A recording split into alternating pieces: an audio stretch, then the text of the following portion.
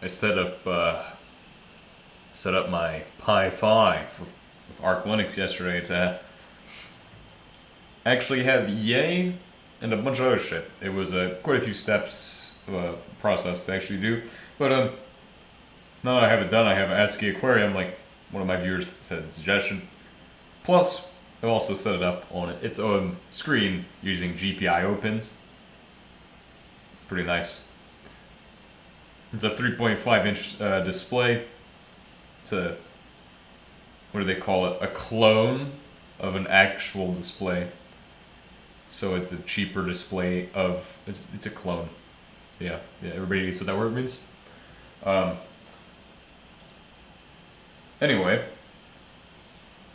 I set this up yesterday, and yesterday I was also working on setting up Arch Linux on the odroid m1s. We attempted a couple methods yesterday.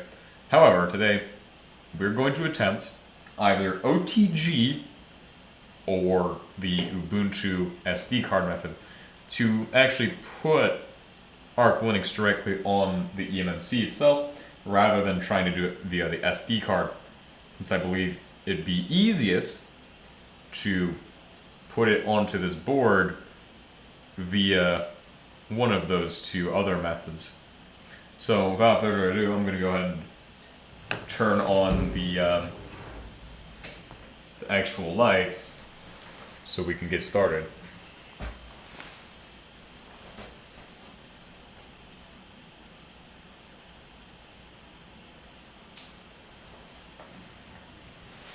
And also shut this shit down.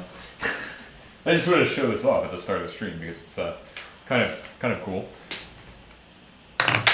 You all can't really tell what it is through my shitty ass camera for retro videos, but we're never doing retro videos. That's never happening. Oh god.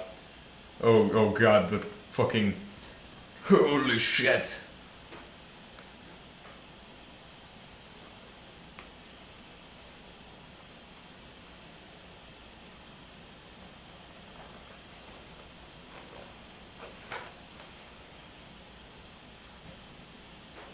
Alright, so what we're going to do, before we get started, let's turn this thing off. So, Q,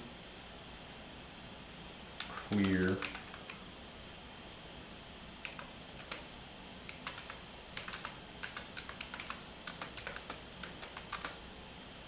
now. That will shut it down. Boom. It gets pretty hot. I also configured the fan, which was a bit of process. Technically, this is a touch screen, so there's that. But very nice item. You can rotate the screen. You can do a bunch of shit. Setting it up wasn't too difficult. If you know what you're doing, it's not too difficult. But if you don't know what you're doing, it will be a bit of a challenge. Which I did not know what I was doing at first, but after a while I figured this shit out. Put that over there. We won't need that until a bit today. Our focus is this project right here, Odroid 15th anniversary board, 0.8 tops. Was it a Cortex A55 and a Mali GPU? I don't remember what the specs were, or what the specification was for the Mali GPU. However, here's what I do know, is there's an OTG on this side of the board. We're going to try to use that to actually access the eMMC from my computer. Now, I'm not sure exactly what stuff we're going to be expecting with that. So, let's get started on this adventure today. Switch over to my other scene.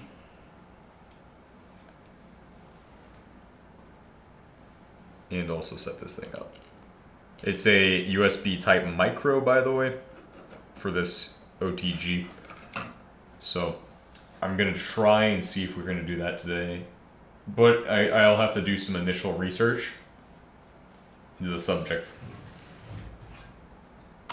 Odroid m1s actually OTG. Because I don't know if we want to do this first or try out the Ubuntu method where we're going to try to use Ubuntu to actually put it onto, serves as a primary method for flashing. To use it, we need to flash some kind of fucking eMMC2 UMS, which I'm not going to do that because that's fucking extra shit. And flash out of the box, flashing via OTG replaces the default bootloader, which it's okay. Which may complicate returning to hard kernel's original OS without reflashing UMS image again. Oh, okay. Well, let's give it a shot with the Ubuntu stuff first then. Ubuntu to the, I mean, it'd be really easy if we were, but I don't want to risk the fucking with the bootloader too much. So I'm gonna just get started with that. We need to open up Bolina Etcher. Flash an OS image to the SD card or not? This is the real question. Well, didn't we flash it on here yesterday? Like, I thought we did, or no, we had built an arc setup afterwards, and we were about to put that on there, and then, yep, put this over here. So we're gonna flash from file. I should have it in my downloads. We're gonna use the 22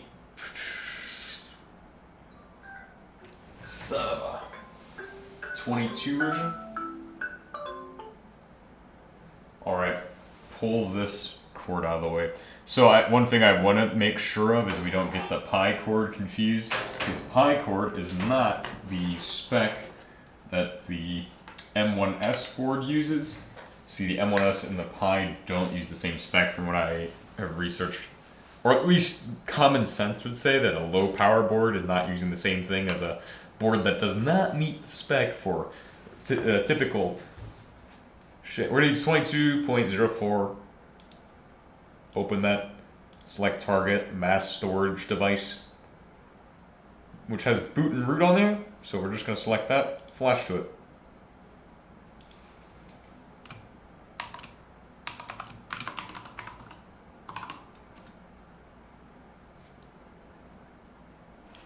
Oh. Hold on.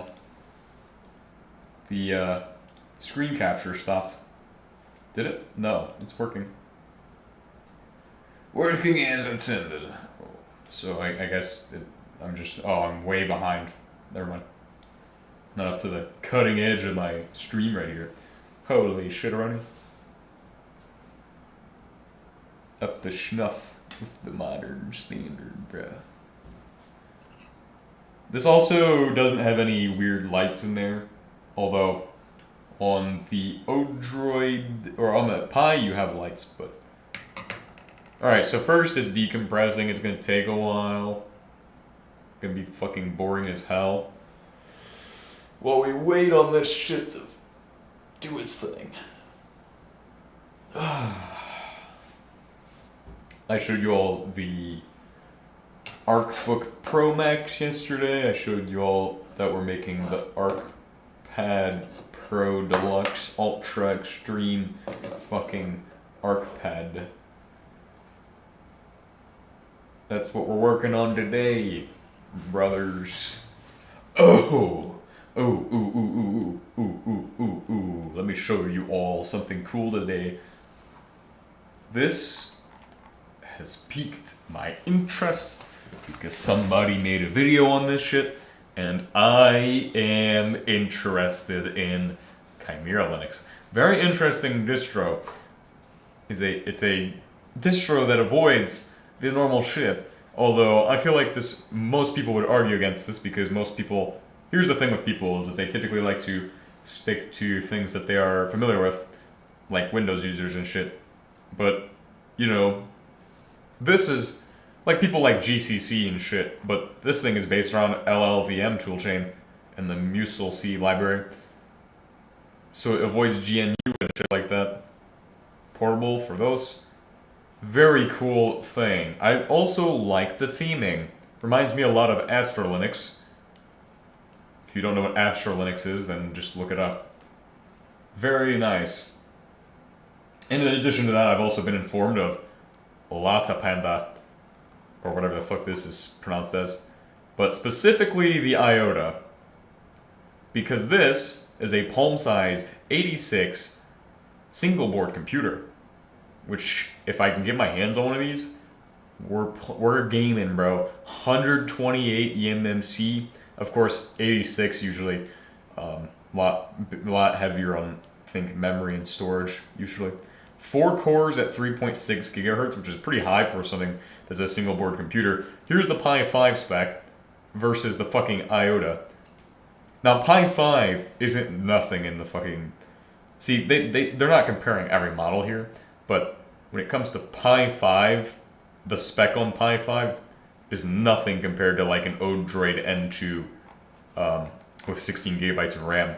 So, I'm just saying. Although I might be completely wrong, but I'm a big fan of Odroid and their shit. They impress me a lot. So yeah, that piqued my interest to look at that shit. If we can get our hands on one of those, we're gaming. Now I'm probably not gonna get my hands on that, but maybe if someday we do well, it'll be awesome. What else do I have to show you all? Too much cheat sheet, I suppose. Other than that, I just have some news about the fucking... We're getting the actual cluster. It should be coming in around June. So hopefully we'll get the cluster then. Might be a little bit later than I expect, but it should be around June. And that will be when we have to do the fucking 5 Arch Linux installations. Depending on what I determine to be the case of those. Maybe that will be where I use my use Chimera Linux. Chimera is actually pretty interesting.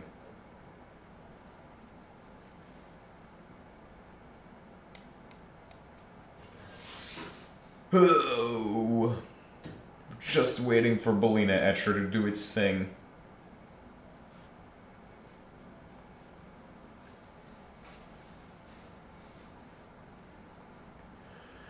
$55% validation. Do I have any funny backgrounds? I do have to change the background today, as a matter of fact.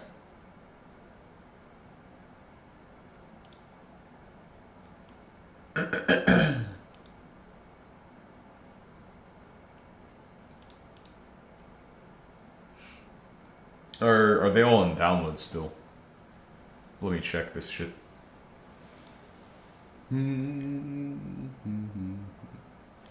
Oh, they're all in download still. Alright, well then I'll have to move them. It'll just be one moment. Just switch out the funny background for today's episode. I forgot to do it before stream, but... What am I feeling like today? What do I want to do for my funny background? Fucking... Gotta find something good. Oh, right. I actually have one that's really good. Oh, it's finished. I'm gonna put this in there.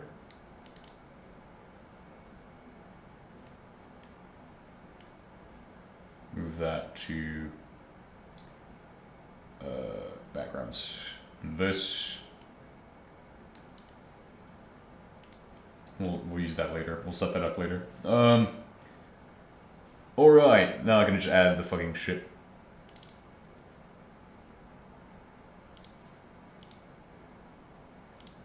This is the background for today. Apply. Oh my fucking god, this is terrible. This is fucking terrible. Oh god. Oh, my eyes are melting. Alright, perfect. The flash has been completed. We're gonna put reverse engineering over there now. It goes in the corner. Fucking hell. This is the fucking background for today's episode. Oh my god. This was actually recommended to me by one of my viewers in my Discord.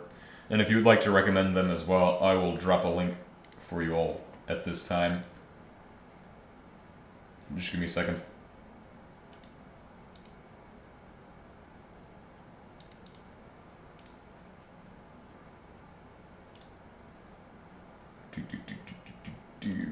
Generate new link, copy. Perfect. I'm gonna paste it, and if you all wanna come and join.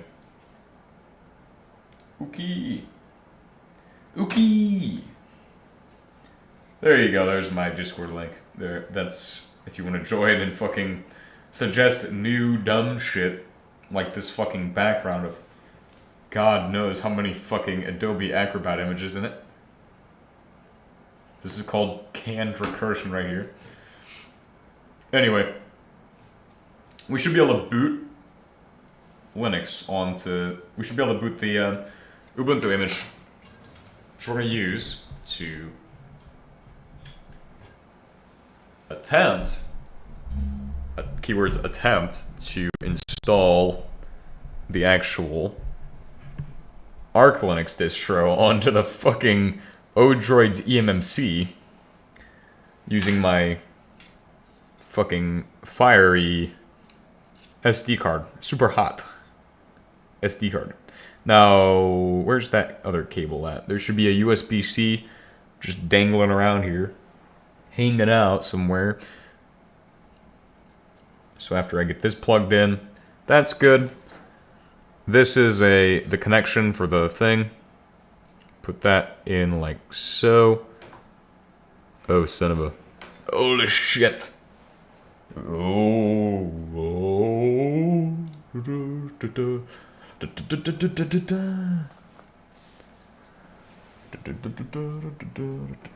Troll song. We need the fucking troll theme song. A display has been removed. Oh, yes, perfect. Tragically splendalicious. Display has been connected. Beautiful. Tragically splendalicious. It's got the hard kernel shit loading on there, and shouldn't be too bad. I hope it doesn't take too long to boot. If it doesn't boot, then we're fucked. Get that out of shot. I'm pretty sure either it's not gonna boot or it's gonna take long. Or something. Something or other is going wrong with this.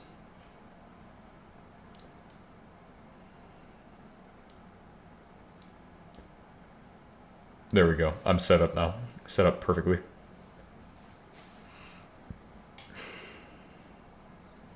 Maybe we'll just let it sit here and figure its life out. I know the N2L booted Ubuntu pretty fast, as a matter of fact. Actually, it booted Armbian. How do we flashed Armbian? Yeah. Flashed Armbian for the N2L via that. With these ARM distros, ARM distros, there's like... They have to cover each different board for SBCs pretty specifically. So that means that like when you have a board like the m1s, you don't just have one distro, you have 1,000 distros, because you got the M1, the m1s, the M2, N2, N1, fucking C4, C3, C2, C1, C5 even nowadays, C5, H series, which is times 86 architecture even.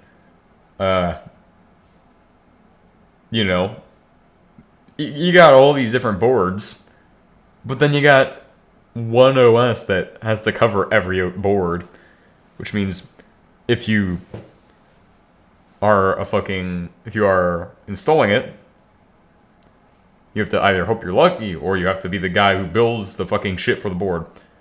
And in the case of Arch Linux, it's pretty easy, usually.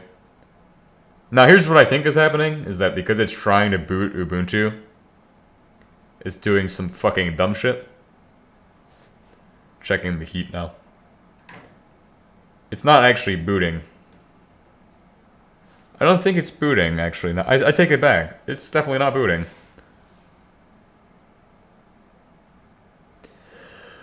Oh, we'll just wait another fucking minute or 10,000. Oh.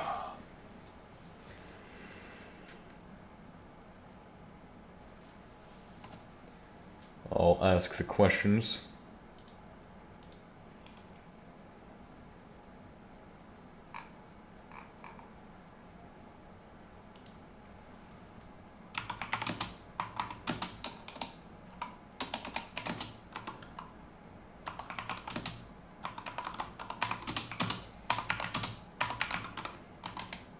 I wonder if it's safe to do it without a UMS image. SD card boot. Direct DD command. If you have a Linux system already running on the m1s, you can add the DD command to the right to write an OS image directly to the eMMC. Note that this will overwrite the existing bootloader. So it's all about SD card. Oh, that's for if you already have it on there. Mask ROM mode. By specifically shorting the mask ROM pins while powering on, you can force the device into a special USB download mode, potentially allowing direct flash without a UMS SD card, although this requires specific tools and knowledge. Alright, I think I'm tired of fucking odroid m1s board having problems, so either A, the board itself is screwed up, it's stuck on the screen where I think it's trying to boot.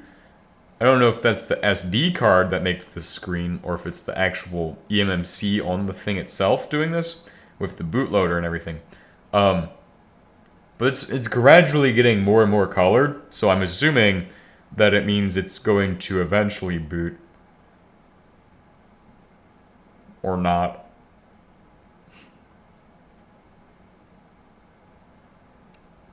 One of these days, it will boot.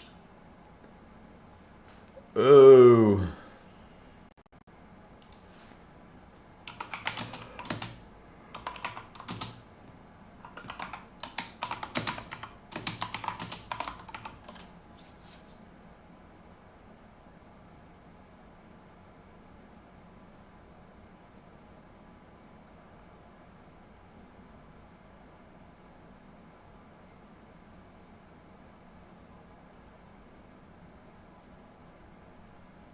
Huh, you can use ADB reboot UMS if you use Android. We're a fuck Android. We're not installing no Android on this. I wonder if these boards were built for Android though. Like specifically purpose built for Android. Alright, I think after like one more minute we say that this shit's not going. And then we just say, it's time to actually try again in a different method. It would appear it doesn't like the SD card, maybe that's potentially a problem, or it doesn't like the SD card, or it's time for us to just, maybe it doesn't like the SD card. I think it might be that. Maybe it just doesn't want to boot from that fucking SD card. Who knows?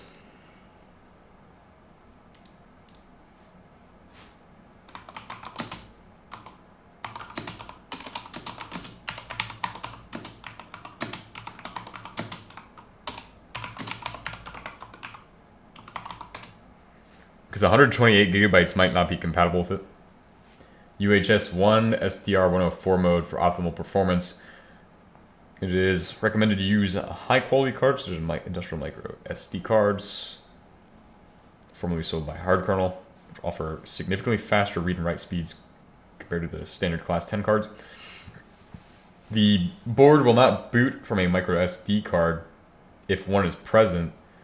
This boot priority is higher than the internal eMMC, while specific A1/A2 application performance ratings are not mandated. The UHS 1 card is necessary to take full advantage of the board's micro. Okay. Well, I use A2. I'm using an A2 card, so this is probably part of the issue. Maybe? I don't know. Alright, yeah, we're gonna unplug this shit. Switch back to the... Boom. The display of all time.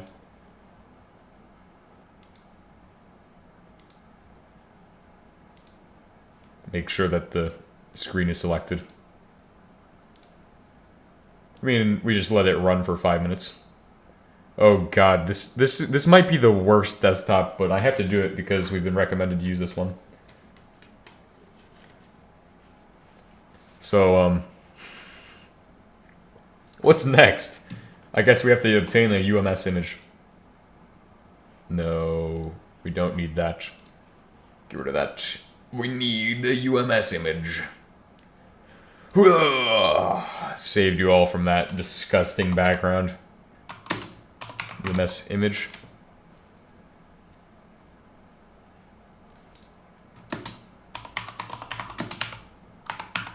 Odroid m1s. So there's a UMS image. Getting started. OS installation.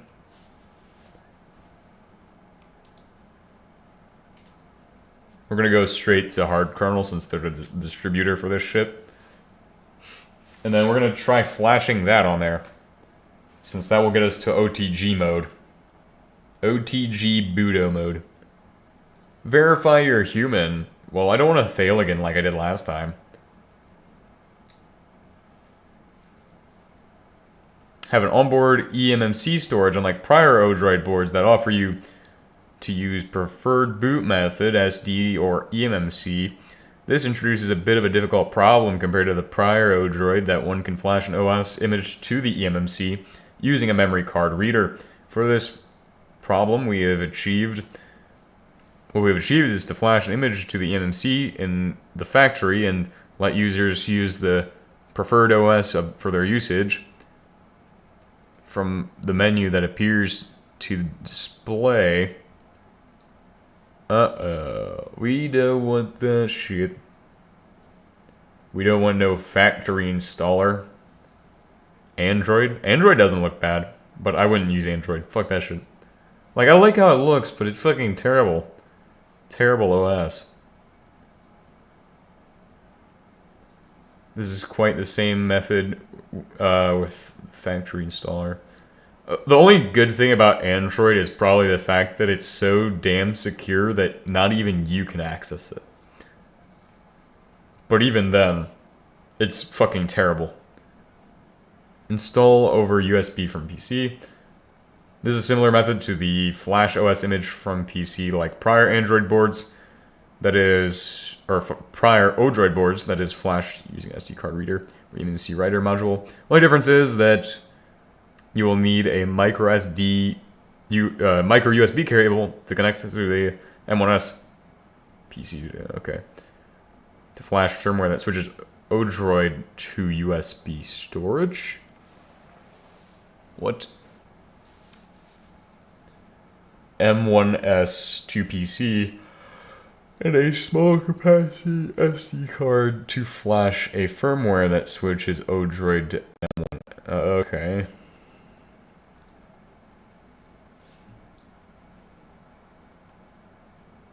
Ubuntu and Android. I'm gonna try another SD card. I should have another one. Actually, I do. In my desk.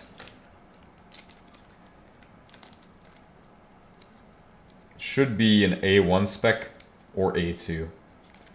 I mean, obviously, it's one of those two.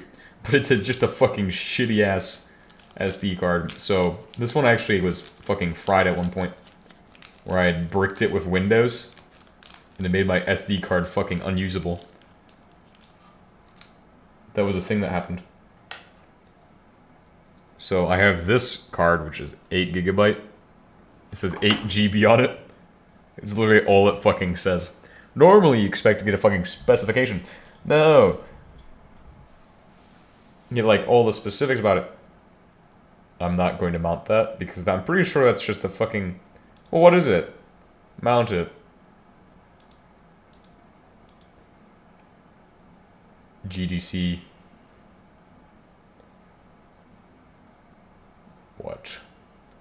What is this? Trash 1000 files. ARM-unknown Linux GNU Bofo something. GNU EAJ Bifu or some shit. Okay, unmount. Sudo umount hard drive, oh bro. Fucking odroid. Odroidium. Odroidium. Yep. Odroidium. Do not touch the one that's going to explode it. We don't need any explodey on my fucking card today. Alright. What's next? Or what am I doing next? I'm using my brain at peak RAM usage. We need to get off that screen. We need to go like some dark screen. Oh god. God forbid we use this screen. We need to get the access to the image they have. That's it. So click this to download the image that switches Odroid. I hope that's good. Downloads. That's the image we need. It's only 3 megabytes, so that's good. Flash it to our other thing. Then we have a eMMC accessible via OTG. So, time to open Balena Etcher. Maybe Balena Etcher causes the issues, but... Oh god. Put it at least somewhat centered. Alright, so we're gonna flash from file. Downloads the Odroid image.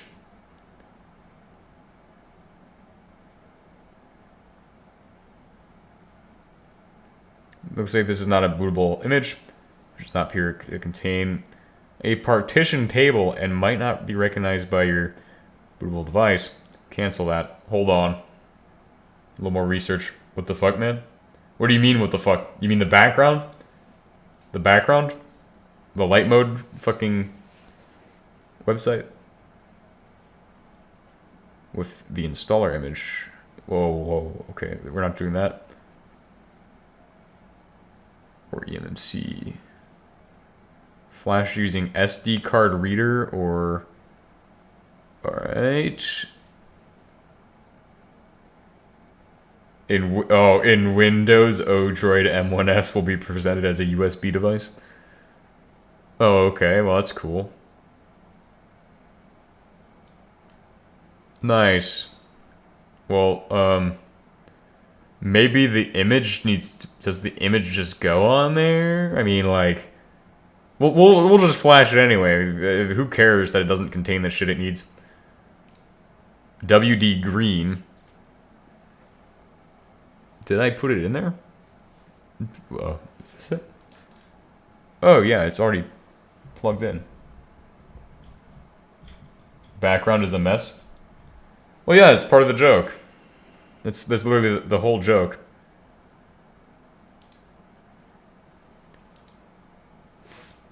Ooh.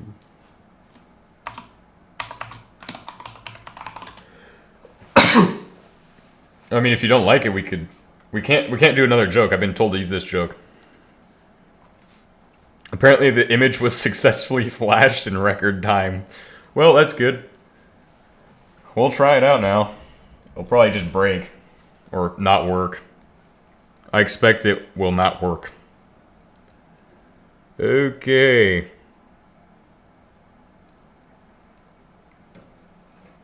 Plugged it in. And then this will be plugged in at this time.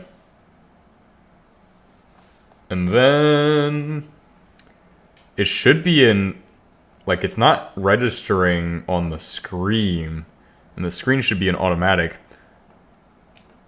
So I'm guessing it's in USB storage device mode, which now means I'm able to flash directly to it.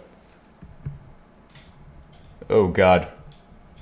Oh wait, what? Oh. 32 MIB removable media. We're gonna poke our heads inside of these for sure. Looks like it already has an OS on it. Damn. Alright.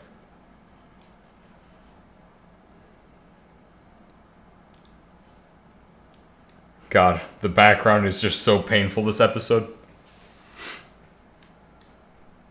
We need to go to the... We need a LS block.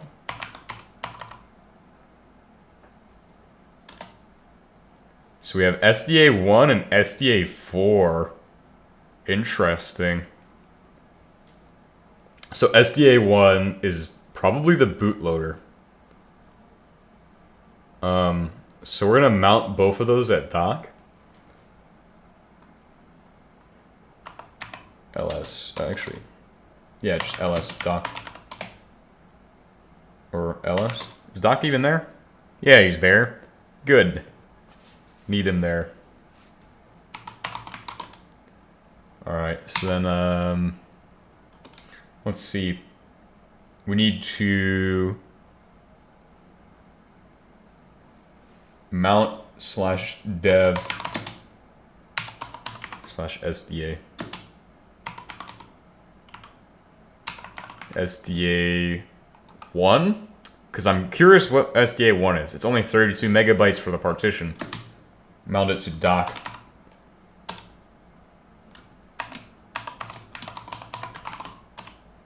Alright, now we're going to go ahead and LS dock. What's up? We're still working on the arc install for this shit. Images info odroid.bin userscript.sh. Are those direct? What are those? Are files of some kind? I mean, I guess we could try to sudo nano that shit. I think we have, as always, we have to sudo when it's an external file system like this. But very interesting that we've even managed to fucking do something with this. I'm actually impressed that we've gotten it into USB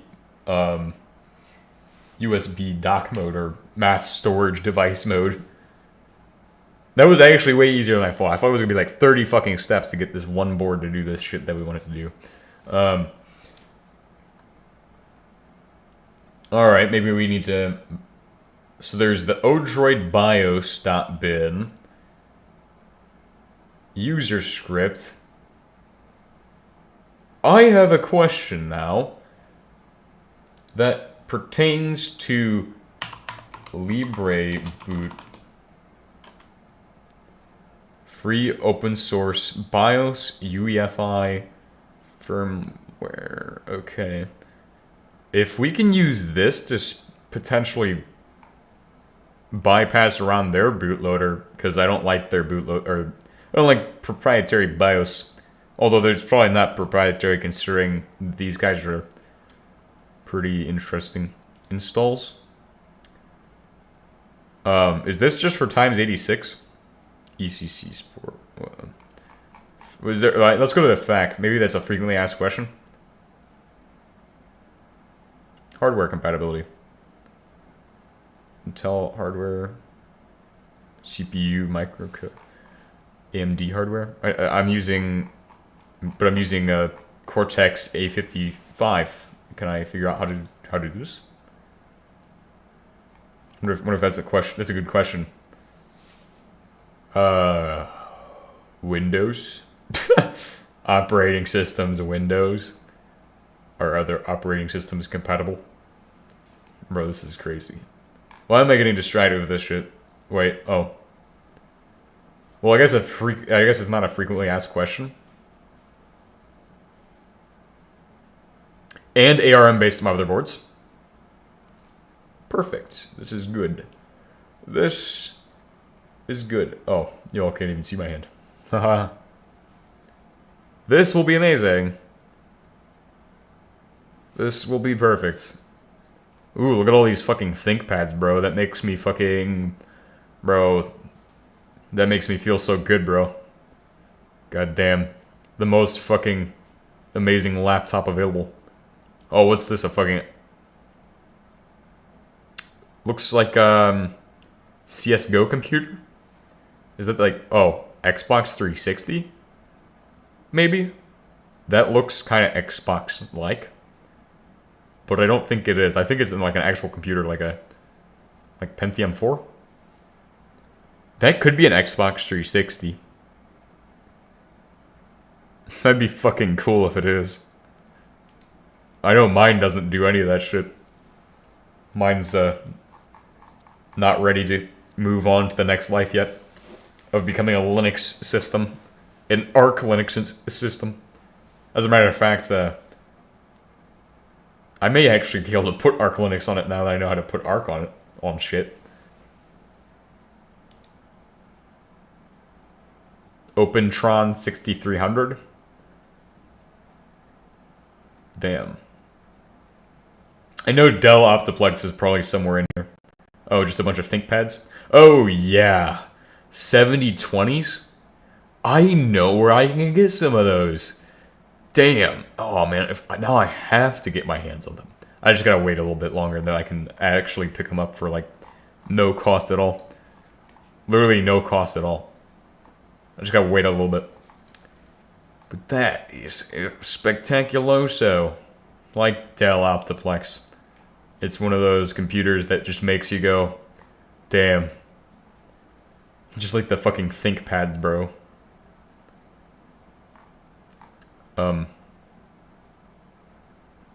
These boards were in Libre Boot, but have been removed with the intention of re-adding them at a later date. Okay. I feel like they just don't have enough people working on Libre Boot. But where's your ARM versions? You know what? Libre Boot ARM.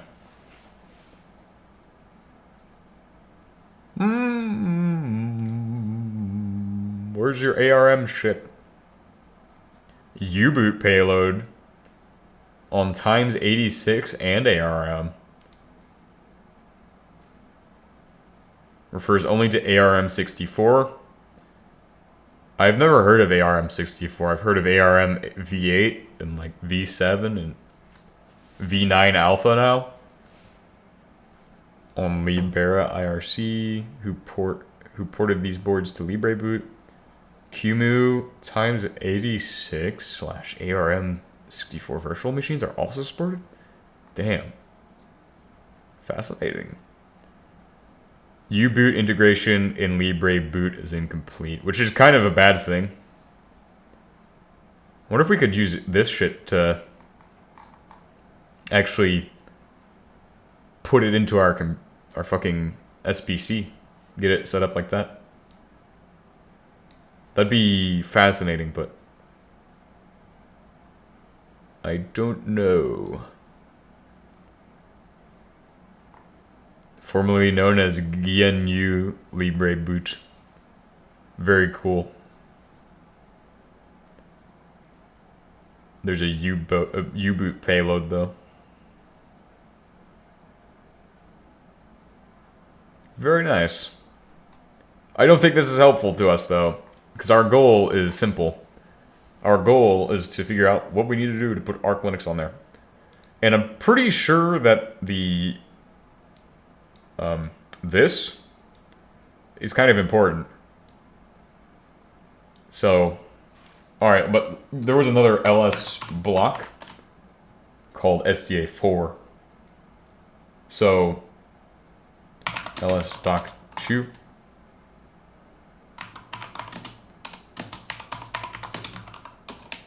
/dev/SDA 4 this time. Weird that there's only 4, like it skips a couple.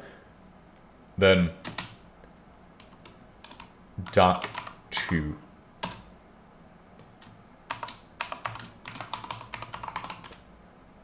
Alright, so let's go ahead and do doc 2. ls doc 2. Android Focal GNOME. It comes with Android fucking built in, bro. Oh, holy shit.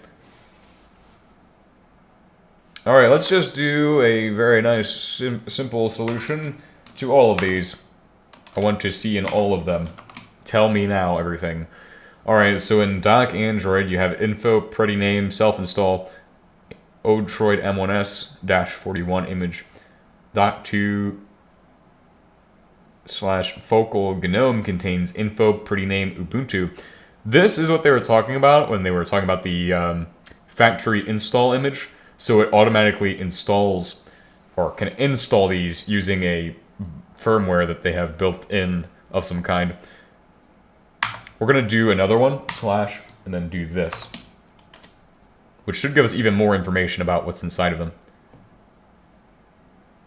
So it goes ahead and does this. Android info. So there's...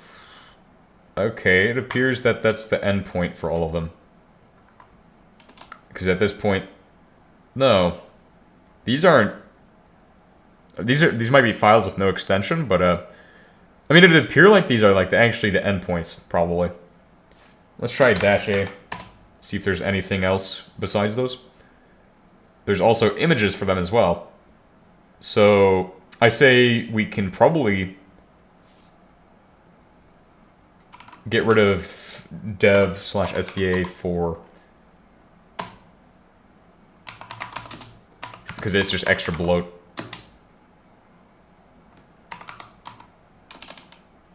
.2. Alright, then for the actual original firmware, we're going to remove all of that shit and put it somewhere else. So we're going to just probably... What is it, MV? Alright. We're going to have to sudo this MV so we can put the actual doc to reverse engineering, which contains doc. Oh, God.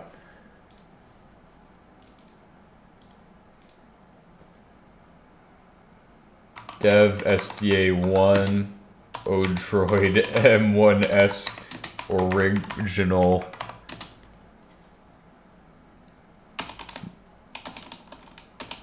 Just do that. This is pain. More painful than the background.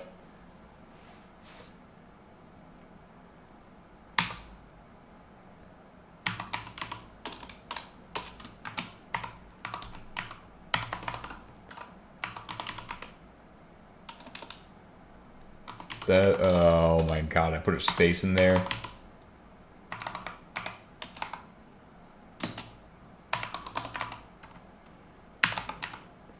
The most cringe name possible. It's like a password almost. Oh, wait.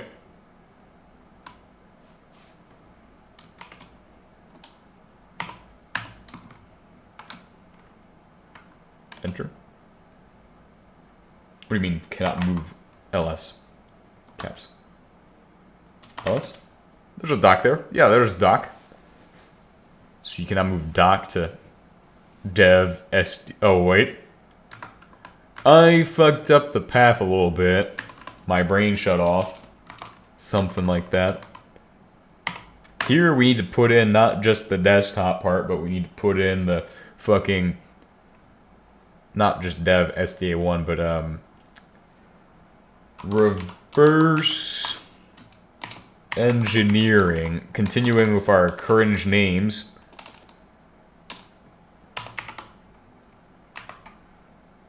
I hit Control S. Oh.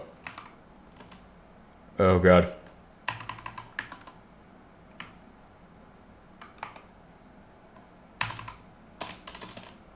Uncontrol, Control Q. Son of a...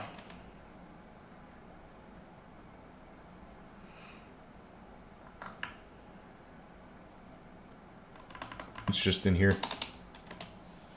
What the fuck? Reverse engineering. Unless I misspelled it. Did I misspell it? Pretty sure it's... Dev SDA1, odroid m1s. Okay. engineering. Yeah, that's right, though. Reverse engineering. E-N-G-I... Engine? Earring, right? Yeah, that's correct. Did I spell reverse right? Path should be right. I mean, I don't know what's wrong with that. Unless that's a fucking, not a 1. Maybe the m1s part, something is capital in here that's not supposed to be.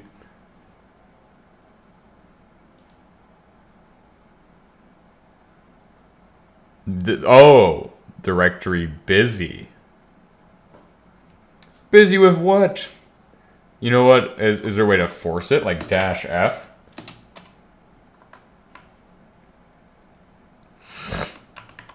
Here's what we're going to do then. Is...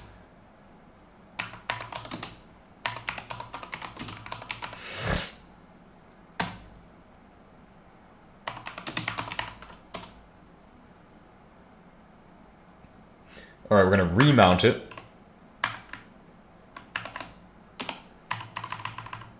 So /dev/sda1 to dock. Then, after we've done that, we need to mount, or no, we need to do the shit we were doing before. Make sure it's all correct, though. Okay. ls dock. Okay. What about if we sudo nano images info? Or like bin? Or user we're not doing that. I think we're just gonna fucking format the entirety of the drive or some shit. Maybe? Think so. But I don't know yet. Let me figure things out. Let's see. So with this, there's I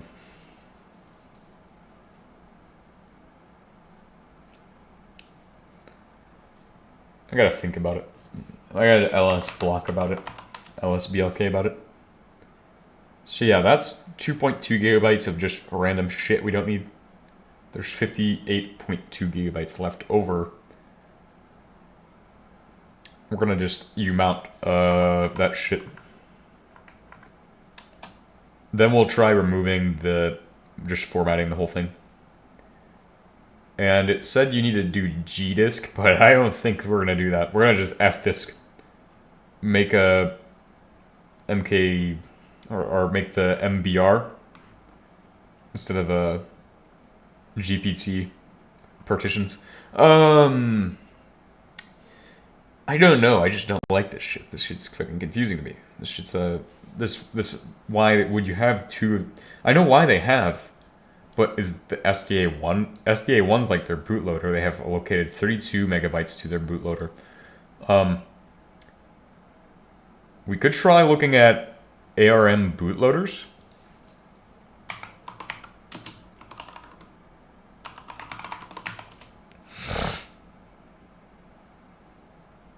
Specialized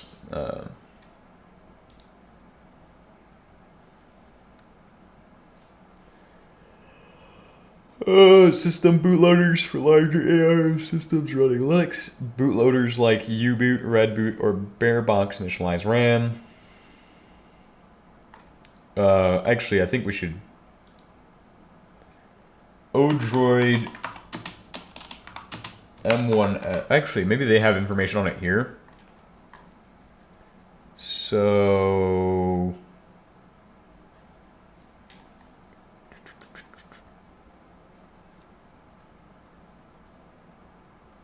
bro, this is the most basic guide ever. To install Arch ARM, we do not do this step. So odroid m1s emmc.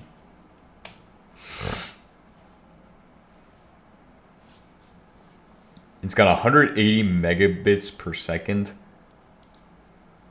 which is roughly 3 to 5 times faster than typical micro SD cards. Why you want to use this for everything except probably large file storage. SD cards are fast, don't get me wrong, but you definitely don't want to be using that shit for when you don't have to. Prioritizes booting from the micro SD card slot over the embedded eMMC if both are present. M2, that is incompatible with M2 SATA devices because it's got a PCI. Also, it will be slower. The integrated storage solution simplifies embedded systems, blah, blah, blah. What is installed? But I need to know. Default on the odroid on the m1s eMMC. AI will give us what we need to know. Please answer my questions, Mr. GPT. Alright, so apparently, when you power the device for the first time, this boot manager displays a menu on a connected stream, allowing you to choose and install your preferred operating system directly to the eMMC.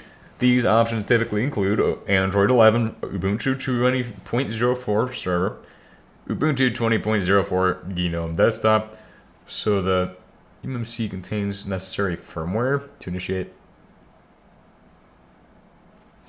Well, what happens if I fdisk the can I fdisk overwrite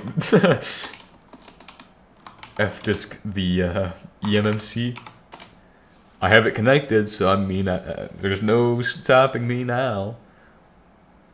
Perfect! The eMMC is accessible as /dev. That's wrong, because right now it's listed as SDA, unless SDA is actually the USB. Oh, hold on. What if we weren't supposed to plug this in? No, you'd think you'd have to plug it into power. So, what I think...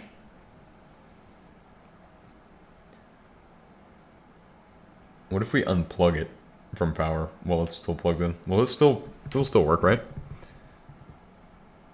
Actually, what do we have in there? Removable media. Okay.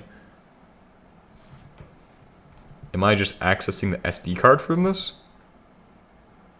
I think I'm accessing the SD card from this, which would be very interesting. LSBLK. Oh, okay, I am accessing something that requires power. Hopefully this doesn't cause shit to blow up, but... I mean, we haven't had that happen yet, so I'm just happy that it hasn't happened yet. Fdisk... sudo fdisk SDA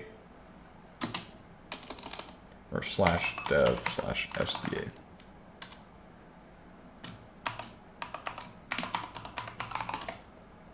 Oh no!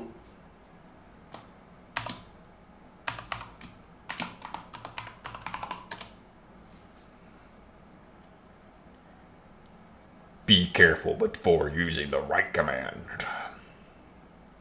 M for help. Delete a partition.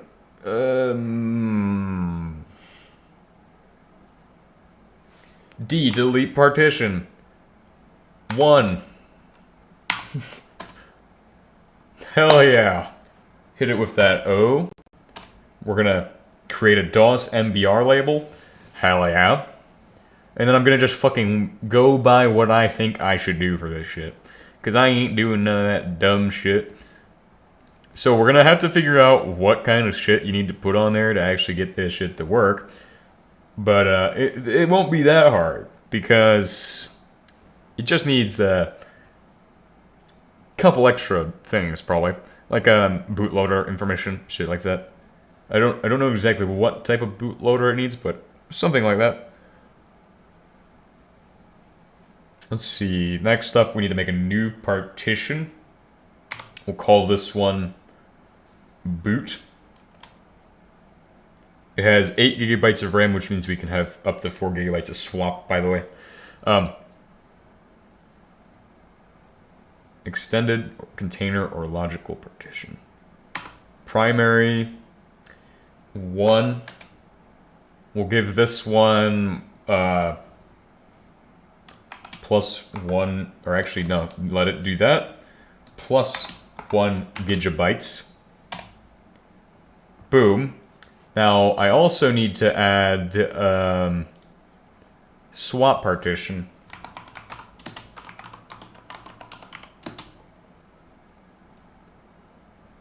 Fdisk.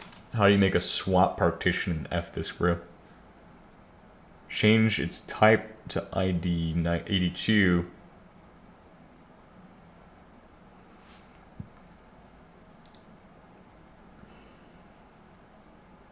New partition. Oh, okay, this is pretty easy actually. N. So primary. Is it extended or primary? That's the real question. I think it's primary. However, when you look at my LSBLK, it usually shows us that it's not technically part of the system. It's like something external, but I don't think it matters too much. As long as your swap knows where it's going. And it's going into the swap. I think that's what matters.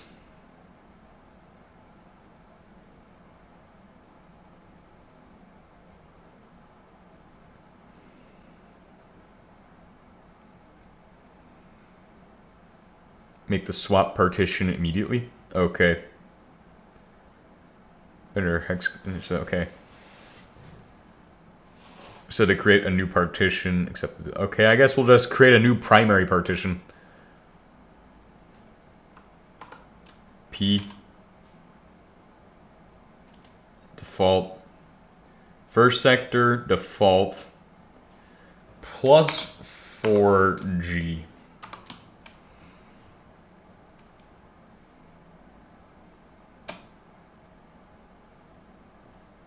T.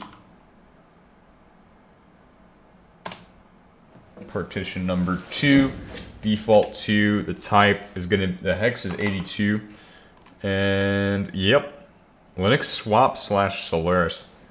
Okay. Next step is another new partition. We're gonna do P for primary.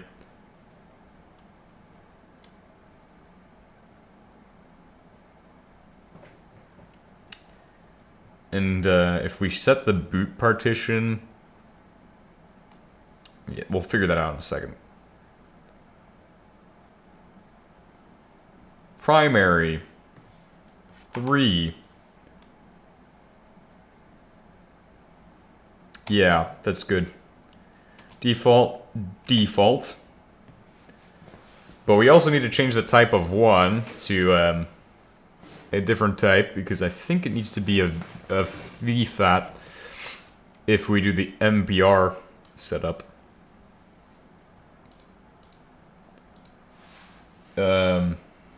Odroid m1s boot partition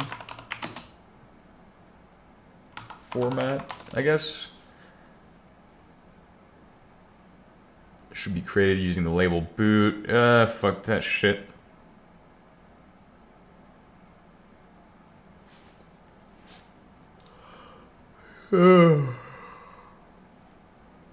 Okay. Fdisk. Just ask Fdisk. This will give us our answers.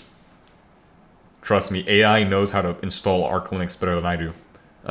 In fact, my brain must be an AI to even attempt this shit. When using Fdisk to set up the storage, you create a partition, commonly around sector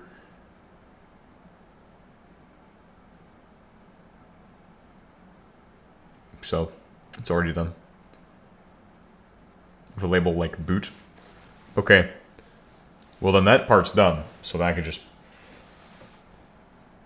W.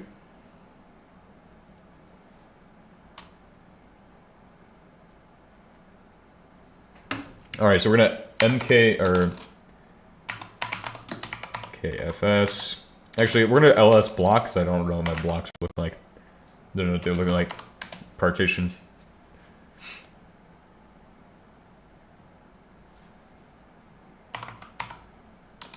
Alright, so we're gonna make the first block SDA1 is gonna be FS EXT4. Although I really want to look at different sites to actually get that information. U-boot partition VFAT or EXT4. That's for the Pi. Use the EXT or the VFAT. Serves EFI system partition or ESP.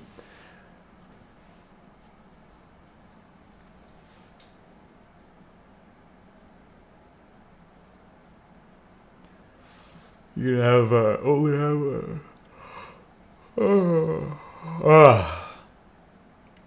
no, we're gonna do VFAT. Fuck that shit. The AI is wrong. You know I'm right because I said so. VFAT. That will just work. Okay. We will need to probably install a U-boot, but also specific firmwares and shit. So yeah, we'll do that. mkfs.vfat/dev/sda1 sudo that, and then -l boot, which should give us what we're looking for. Oh.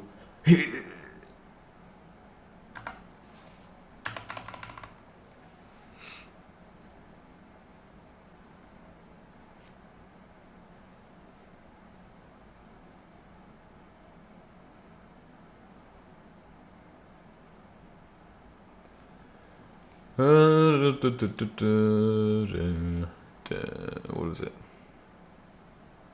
Bro, -L does not even fucking work for that. What do you mean?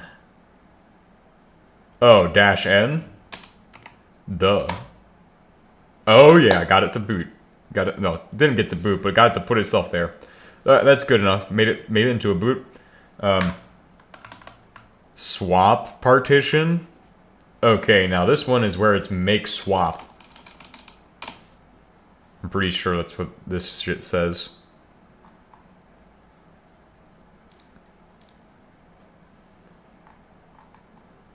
Where was the make swap one? Oh. Make swap partition. fstab dev sda. fdisk parted. Yeah, that's not what I'm looking for. Makes format. Verifying you're not a bot. Oh. Guys, they think I'm a robot all the time.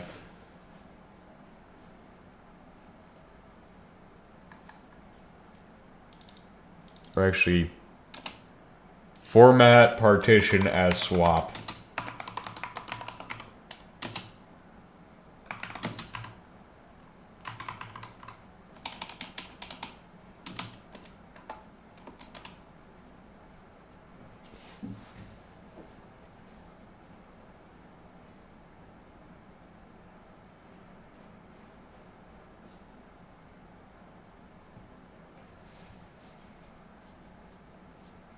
Something with fstab? Okay. Yeah, fstab is fun. Had some fun with that with the Pi 5. Whoa!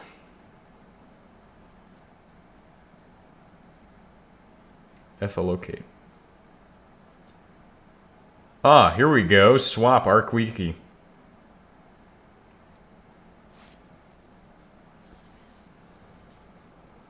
Oh, swap space can take the form of a partition or a file. You just May create a swap space during installation, or maybe at any time, any later time as desired.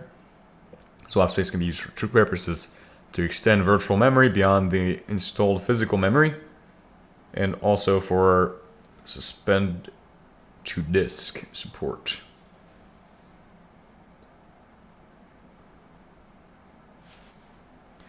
Make swap. Okay, so MKS swap / dev.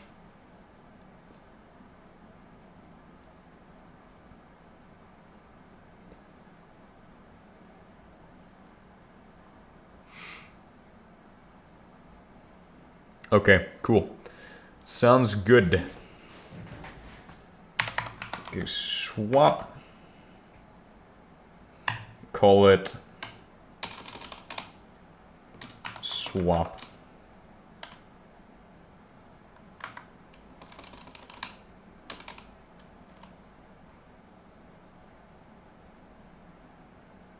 Oh shit.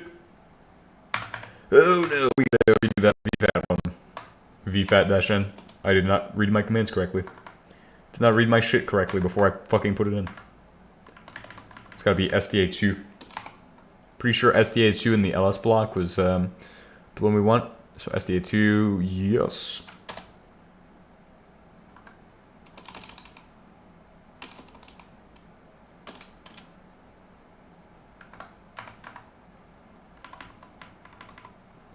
Three.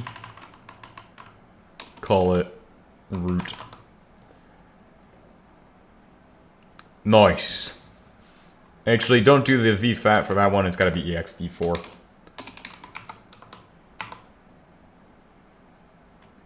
You know, the way I think of it is, this is like when aliens land on another planet, right? Like, whenever you put a foreign file system into a new fucking...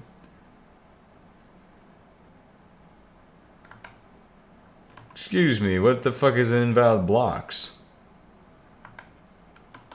I guess -L. Haha!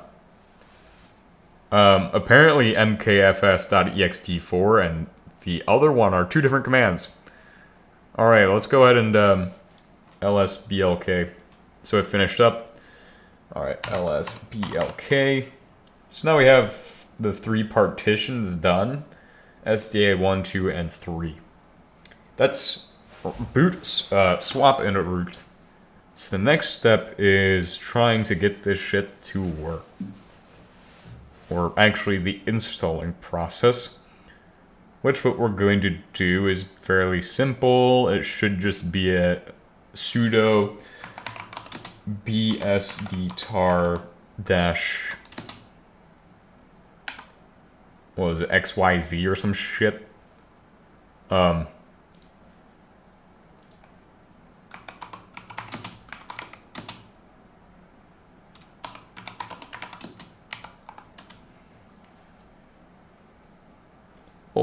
let's check this shit out. Oh, forums.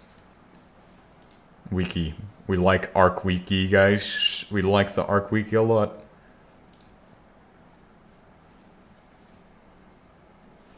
HDMI 2. eMMC flash storage.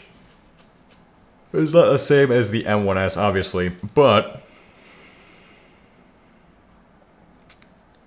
don't do this shit. We don't need it. Don't need it. Don't need it. Don't need that.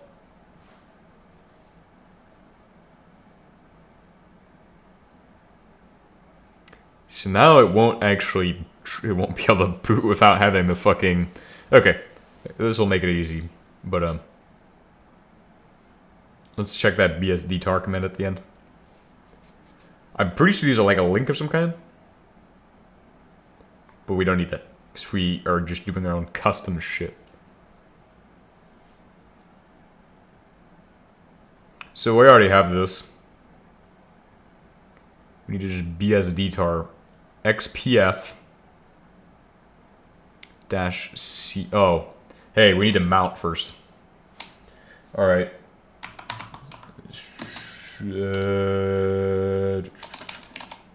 Yeah, sudo mount. Actually, let's ls what's in our root. All right, sudo mount /dev/sda3 into my fucking root folder. Plus root. Lost and found. Who cares? All right, then we're gonna go ahead and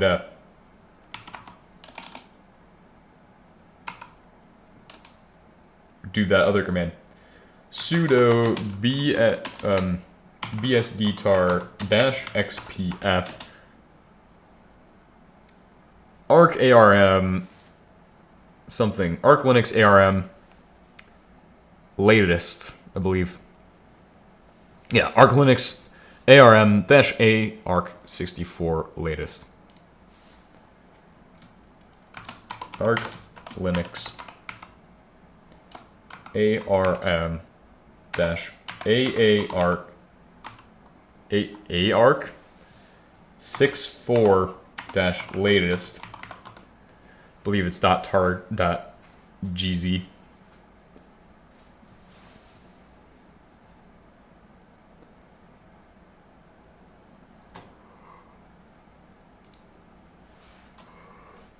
.tar.gz dash capital C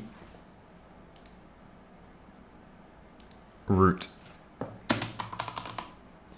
Boom. Sudo bsdtar-xpf arc linux arm-ar64, which is a generic installation image,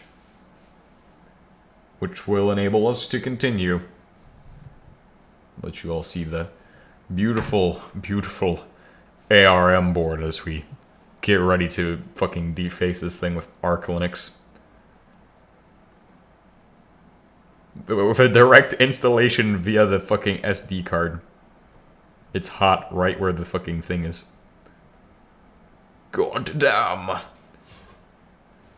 Then we'll have to ask AI how to fucking put the one thing on, and then ask it some other shit. I mean, I think we're making good progress. I mean, this part I'm just doing by my own idea of what I'm supposed to fucking do, because I'm not gonna fucking do what the AI was telling me to do. It's wrong. It was wrong. But it won't be wrong when we go to ask it how to do a fucking MIPI DSI display, which is one of the next steps in the archpade promax installation setup.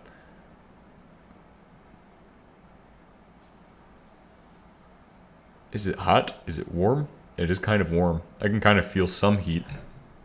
The bottom's the warmest part. I can imagine if you have it like running kind of, oh, it's done bsdtar. ls root. Okay, so now we're gonna go ahead and ls root / boot. It's got a dtbs. All right, let's ls / root / boot / dtbs. Actually, do this asterisk. dtbs. Nice. Rock chip. I guess. We'll just do another one. A lot of shit in there. RK 336, 335. It's got like everything you could possibly need. We need the 3356 because that's what the odroid m1s runs. We need rock though. That's Anbernic. Orange Pie. Pine Tab. One of these will say 3568 is odroid m1. So we probably want to get rid of like pretty much everything in that directory. So rock chip is probably pretty much the rest of these are unneeded because we only need rock.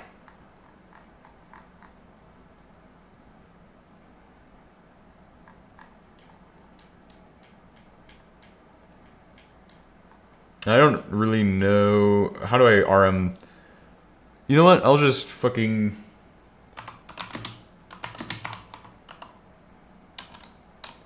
to RM all but a specific directory.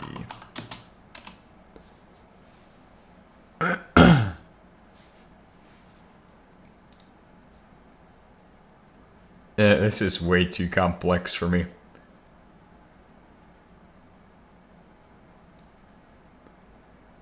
Yeah, no, let's just not do that. Let's just do it one at a time. Be cool to do it multiple at a time though. Samsung. Hell, bro. Closed source as fuck, bro. Oh, open source. Samsung, bro. Oh, their phones are closed source. I ain't trusting them with my open source products. I don't make products. I make engineering. Too much Microsoft in my brain. Alright, so we're going to just RM, and we're going to start from the top. Oh, let's just do it like this, and then just list every directory. Alright, we're going to start off with number 1, all winner. First victim. RM-RF.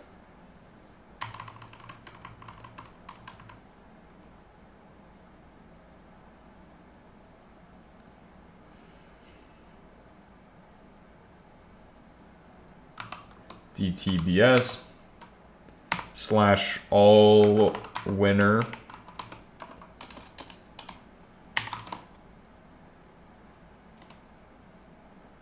Ah, son of a...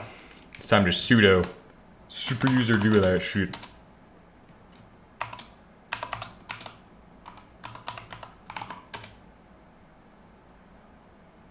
Is it done?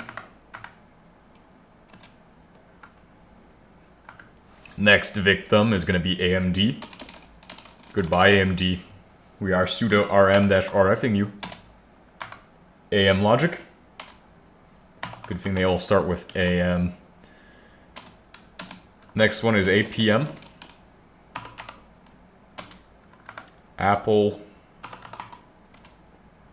Probably ARM. But let's check.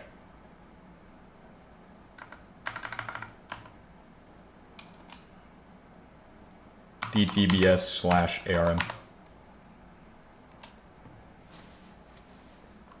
ARM. Yeah, get rid of that. As a matter of fact, why don't we just get rid of all of them?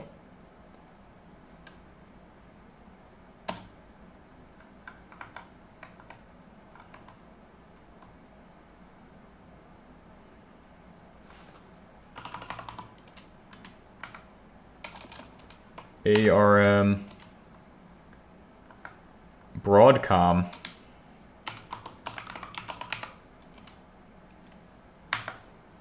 Freescale? Oops. Freescale? Because I don't actually need those. I need high skill. Boom. I don't know why there's high silicon. Bro, at least it's gotten rid of it. Made it, got rid of it. Good job. Marvel.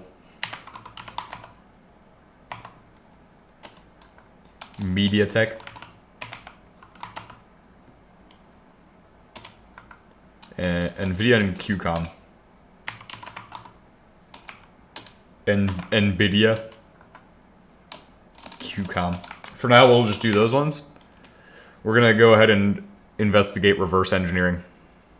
Because this actually has the data we need. In doc.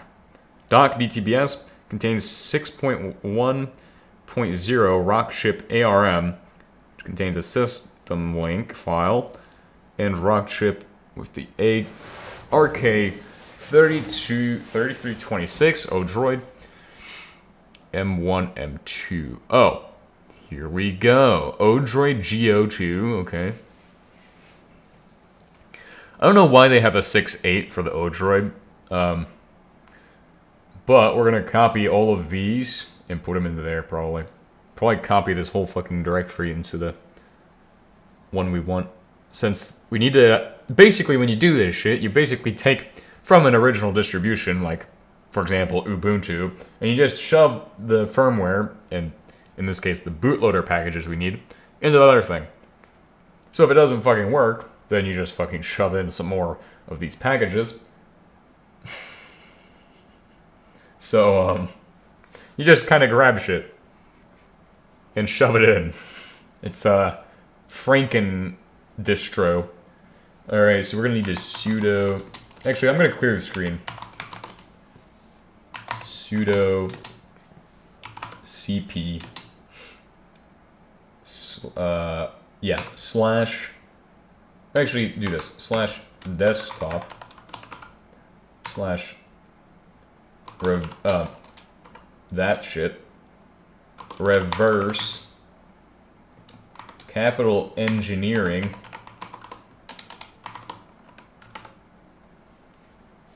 that shit again slash doc slash, what is it, boot slash DTBS or no? Boot slash DTBS. Oh, actually, all of boot should go. No, there's so much bloat in there. Boot slash DTBS. Oh my god. I mean, I guess we could technically take all of this.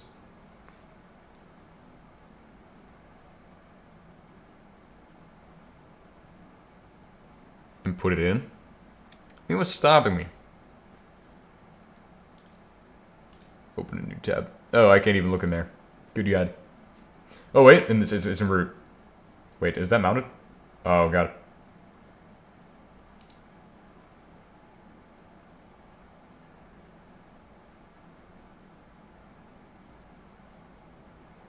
Oh, okay.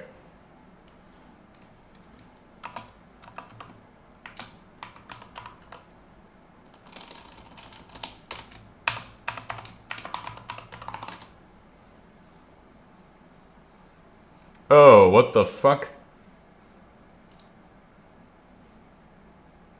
Bro, what the hell? Now I have to remount all that shit. Okay. We're gonna remount ls doc. Alright, slash mount. Alright, fucking hell. Mount dev slash SDA3. It should be slash dev because it's in root. Since it's in root, you have to do a slash, and that's also why we have to sudo every fucking time. Doc, and then we have to redo all of this shit. So we know that we want to put this shit in DTBS. Don't fuck shit up with Funar. That's why you should only use your graphical user interface, guys. Wow. Oh, anyway. But yeah, we're making good progress on this, I think. Yep. Slash boot. Slash DTBS. We're going to put that into doc. Slash boot. Slash. And we want to copy everything, so dash rm dash rf.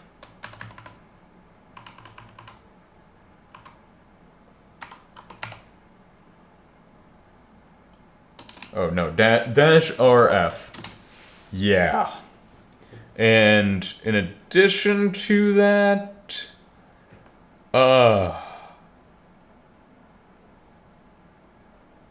yeah, just go with it.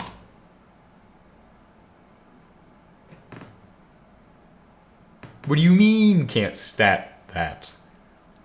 What? Oh, maybe it's in a fucking other thing.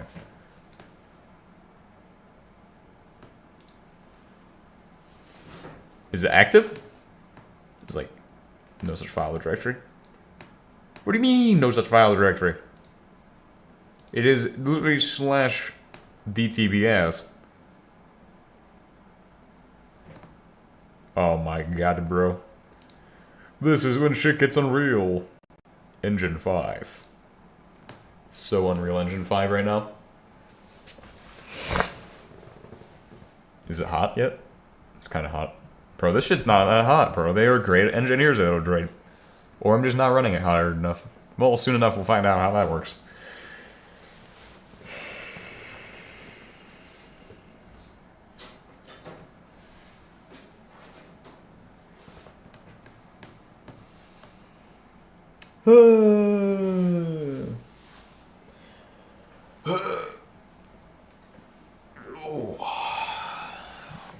We got that.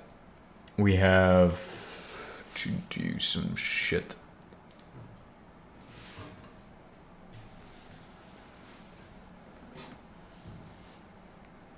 Oh, hold on. Second part. It doesn't believe that exists. Is it on the right directory? Doc. DTBS. Oh. There is no boot. Holy shit-a-roni. Okay, ls doc DTBS / boot. Alright, so that should have put the DTBS in there. So we have our image.gz image and initrams Linux fallback. I believe we might need to make a system link dbs. I think we're gonna go ahead and sudo rm -rf / doc / boot / dtbs / rockchip.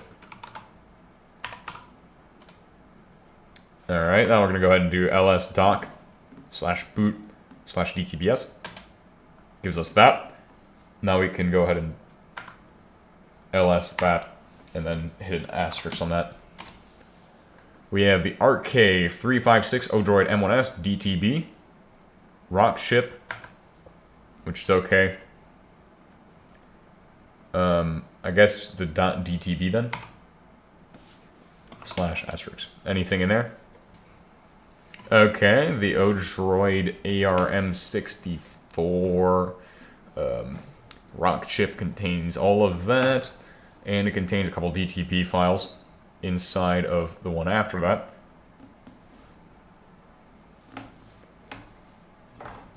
That's in, and also overlays. Interesting. Let's see what this has, because I'm pretty sure overlays is right here. So that's a system link called overlays. So we're going to probably want to copy that into our other system. Believe you need that and DTB. Hello, welcome. Welcome back to another episode of us trying it again. Good day.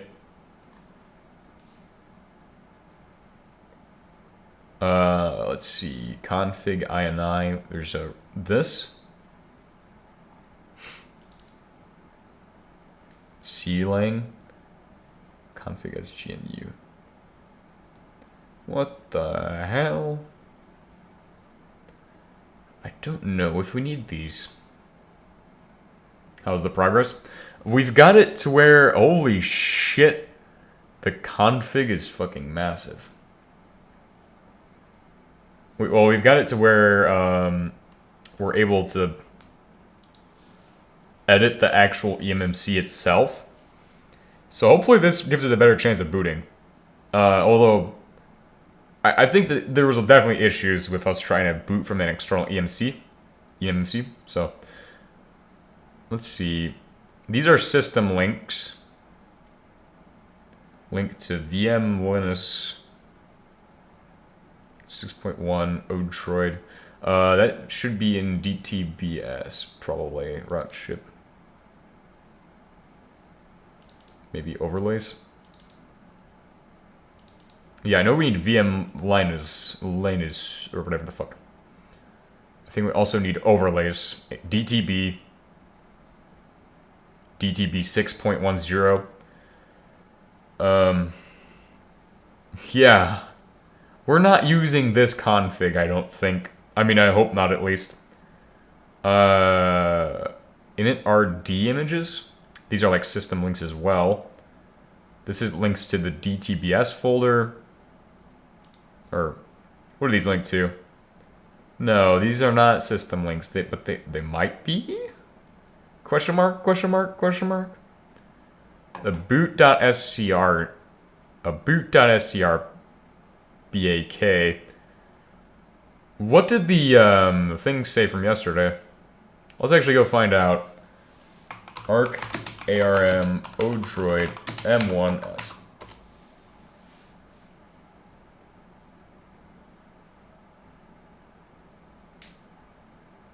Requires manual installation.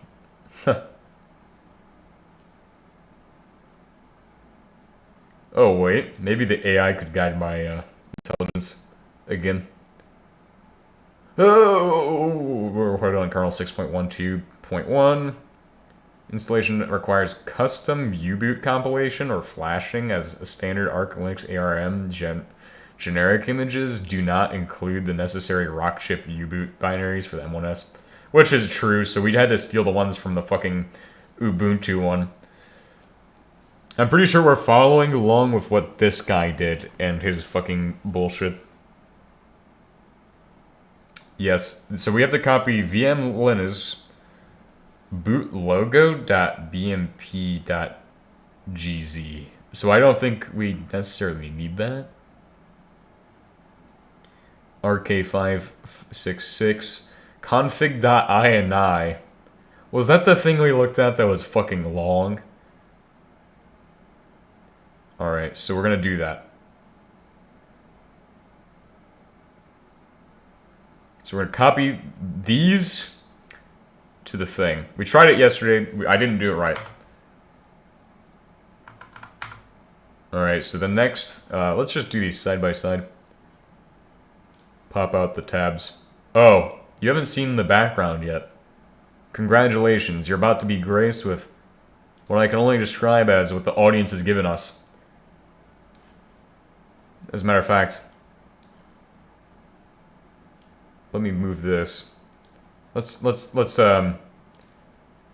embrace the non-irony of the situation.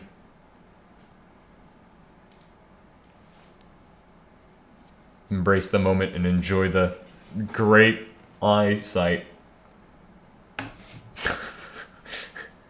If you want to recommend more, I will be taking suggestions for more in Discord. So that's where you can go post those. Alright, so we're just gonna do this now. We're gonna copy everything he says to do. We've already got the fucking DTBS, which is literally... He doesn't specify that you need DTBS, but you definitely do. I'm pretty sure you need DTBS. So that means that now all I have to do is create the move boot logo.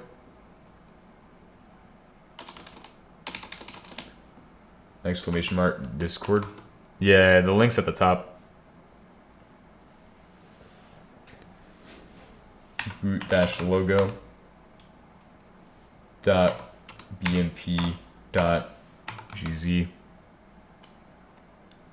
Oh wait, why did I put a slash there?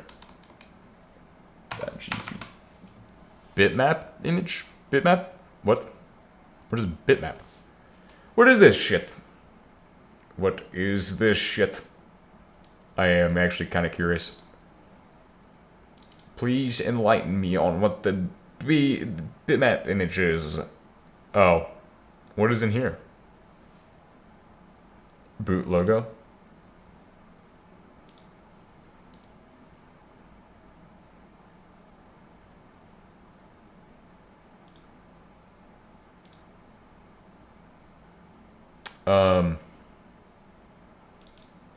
Yeah, sure, right there.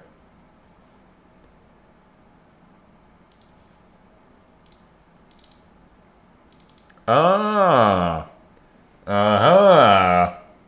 We don't need that shit. Dead, by the way. Bro, I just made that one too. Bro, the invite to server link is always dead. That's the joke. 1 days. Generate a new link. Perfect. This one will last forever this time. Paste. To suggest more great stuff. There you go. I don't think we want to use their logo, so I think that would be a pretty dumb idea. Actually, I think it says to do it in the guide, but what exactly does this even look like? What's to stop me from putting my own bmp.gz in there? Yes. We need an arc logo .bmp.gz.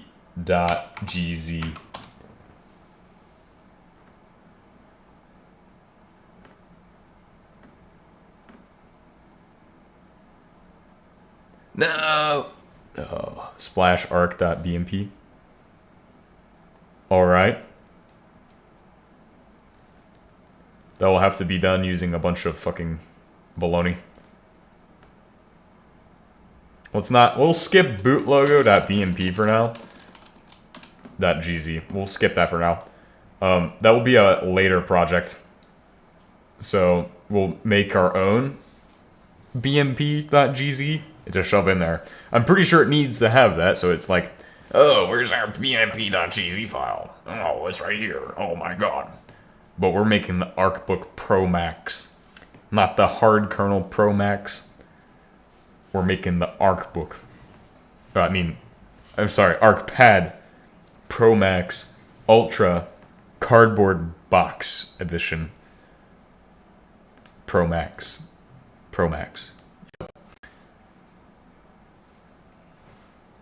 The fucking ArchPad 11 Pro Max Ultra Deluxe cardboard. Cardboard. What the fuck am I doing? Get back to the fucking forum post. Overlays. Do overlays. So we'll start with overlays.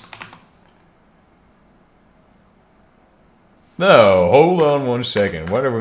Oh god. We were about to delete some shit, which we shouldn't have done. Overlays. Noise.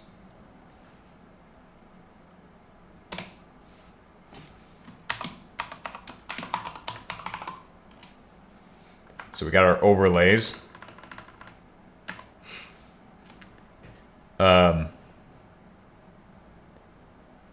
VM Linus tech tips. VM Linus? Yeah. Doc. VM Linus.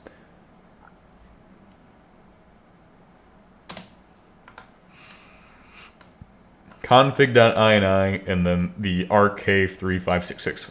Odroid m1s DTB, which is a system link, because I believe that is inside of the other thing. .ini.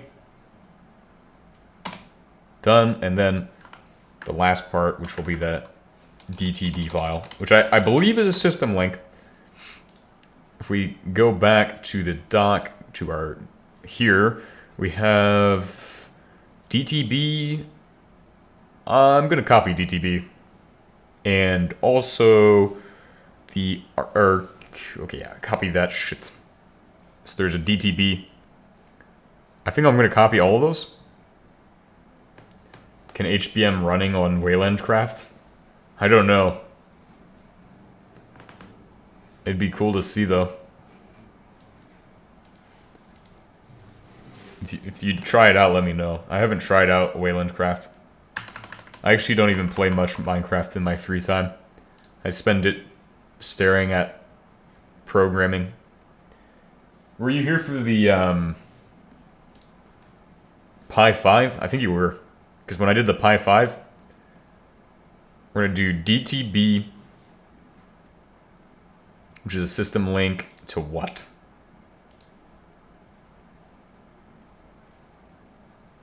Rock chip, DTBS. Okay.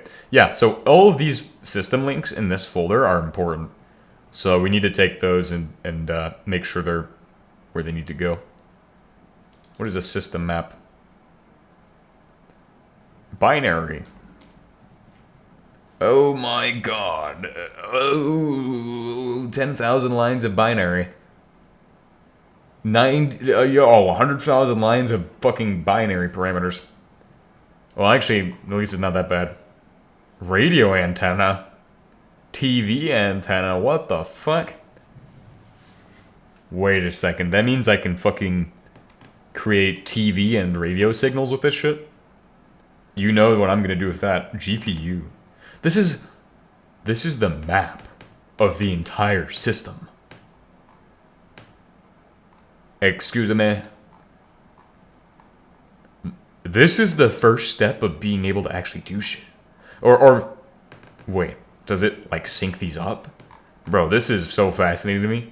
I don't know what this is. I'm like, is this a map of it? Or is this like any progress on fish tech? I was working on a fish AI, but I haven't worked on fish tech in a while. I've been looking at IL GPU and stuff, but I also don't know enough algorithms and shit to really use it for much. But I was going to use it to make all the chunk layers and shit. So it wasn't all the CPU. I was going to run the chunk loading on the GPU. Which is kind of weird, but hey. I was thinking, that'd be a pretty cool idea.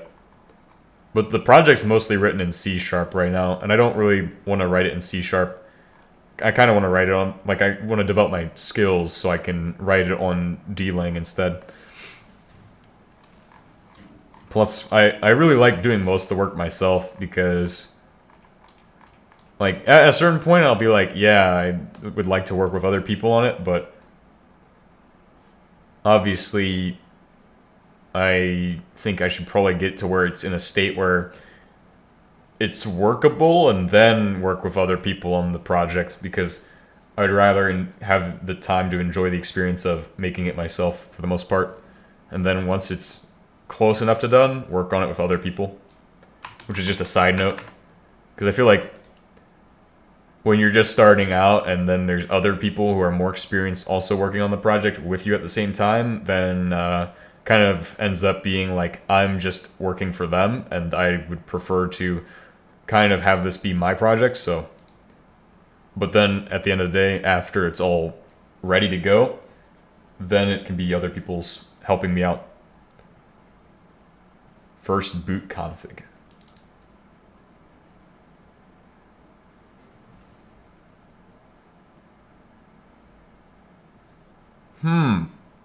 2084. That's 2 gigabytes of swap. We don't want to create a swap partition. We already have a swap partition. We'll have to map the swap partition probably. We're going to copy DTB.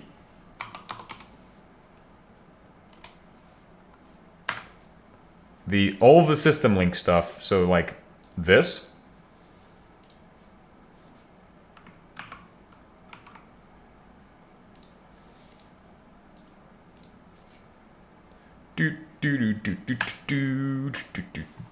You all think I'm going to type all that shit out?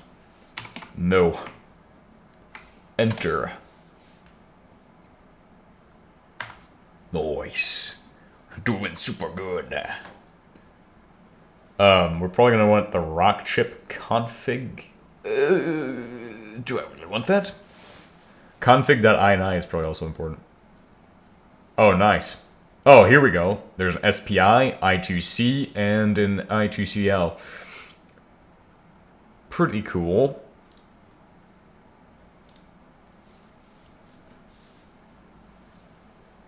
They said RK something something DTBS. Did I do the VIM Linus? There's a couple other ones in there. Old VM Linus Rock Chip Odroid ARM. which is a gzip archive.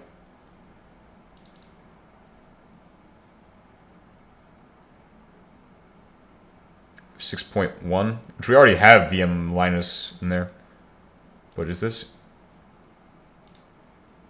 I guess VM Linus is important for this.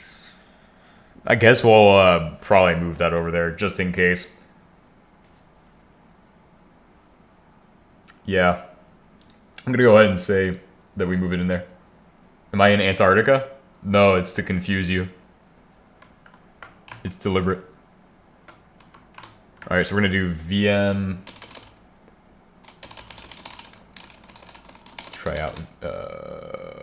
Oh god. Doc slash. Yeah, that should be good. VM Linus dash 6.1.0. I could just copy that like I did. You know, I did the one like that. Rock chip dash odroid. I'm pretty sure it's important, but I don't know how it's important. You know, this is really quite something. I wouldn't be surprised if it fails to boot again. But, of course, now we have to make our custom bootlogo.bmp.gz. I don't know if we need boot.scr either. These are, like, great questions. Because this doesn't say anything about boot.scr. Oh, maybe we need to make the boot script on our own?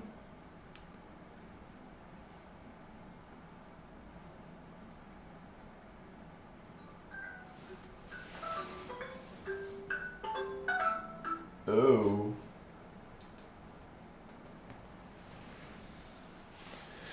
So if we do the boot script on our own, that new unified command handling expects to be called with the following environment variables set. Those are all commented. The U-boot must support boot generic file system load commands.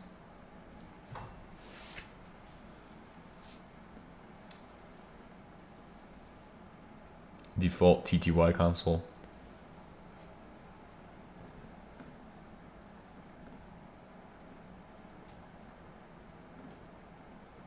I think we'll copy the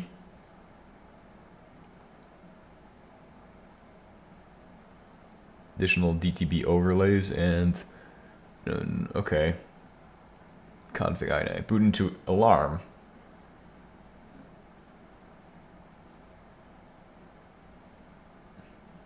Oh.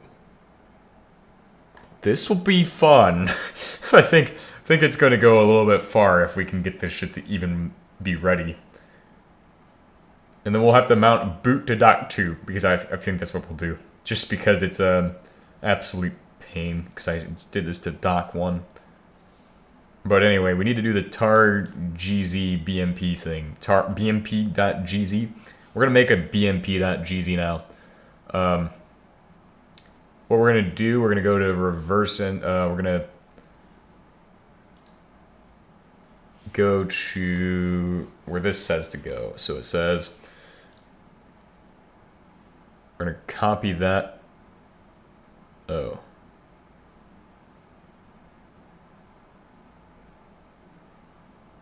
Maybe not.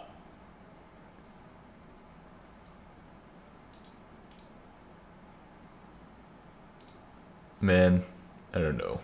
Arc install.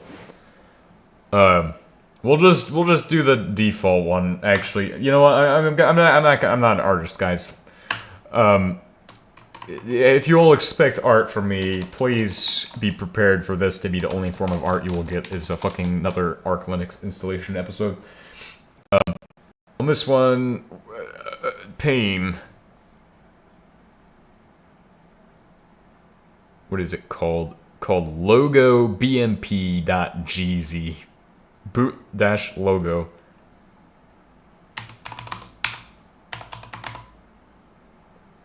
.bmp.gz. So we've labeled all of our shit. We're going to now sudo mount /dev/sta1 in doc2 ls doc2 ls, so we can see that's there. Clear. We're going to then copy sudo mv doc doc/boot and put it into the doc2. Or actually, we're gonna do everything out of boot into doc2 and do a -rf for that.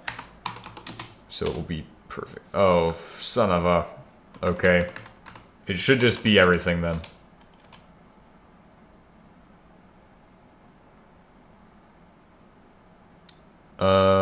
It is doing something.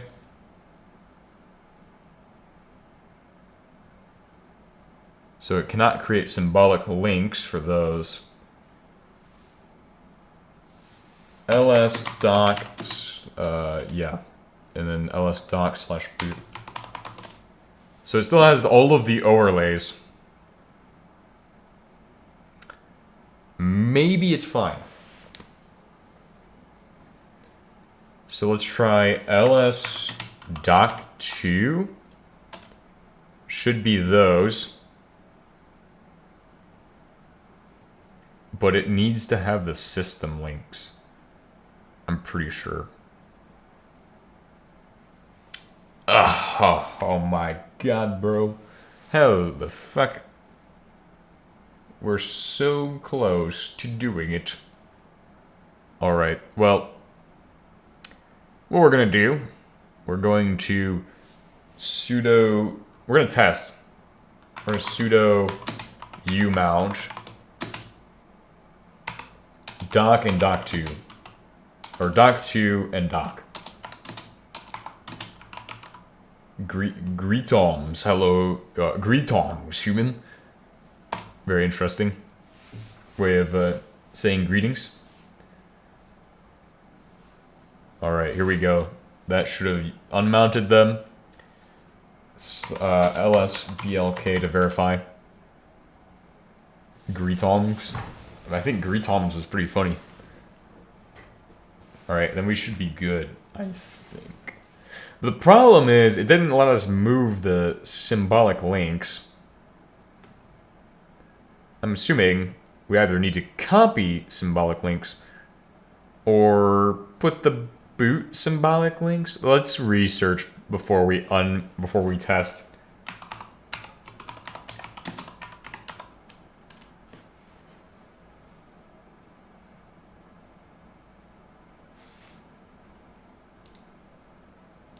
Greetings then. Between boot.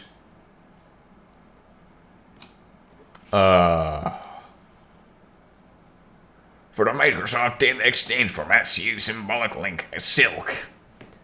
Oh my god, bro. Not a Microsoft symbolic link. Oh. Symbolic links are supported in Microsoft Windows and Unix-like operating systems. Although they impose varying limitations on them, alternative symbolic links is harder. Okay. Symbolic link is an independent file that stores a file system path that, except for specific situations, is treated as a file system item to which the path refers that the target. If the symbolic link is deleted, its target will not be affected. If the target is moved, renamed, or deleted, the symbolic is not automatically updated or deleted. Its target would point to nothing and might be described as broken, orphaned, or dead. And that would pretty much summarize what we need to do as being remount them. So let's go ahead and mount our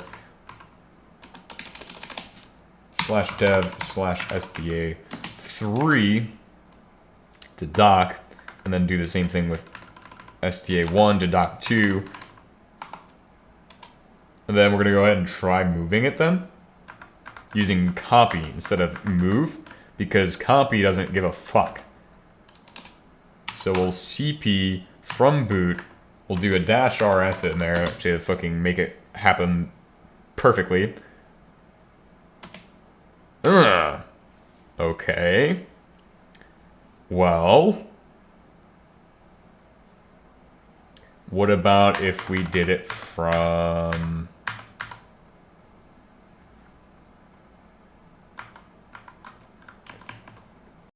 Alright, this is amazing.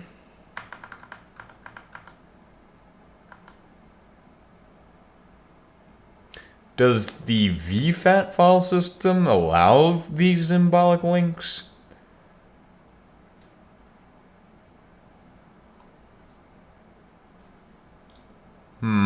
Wait a second.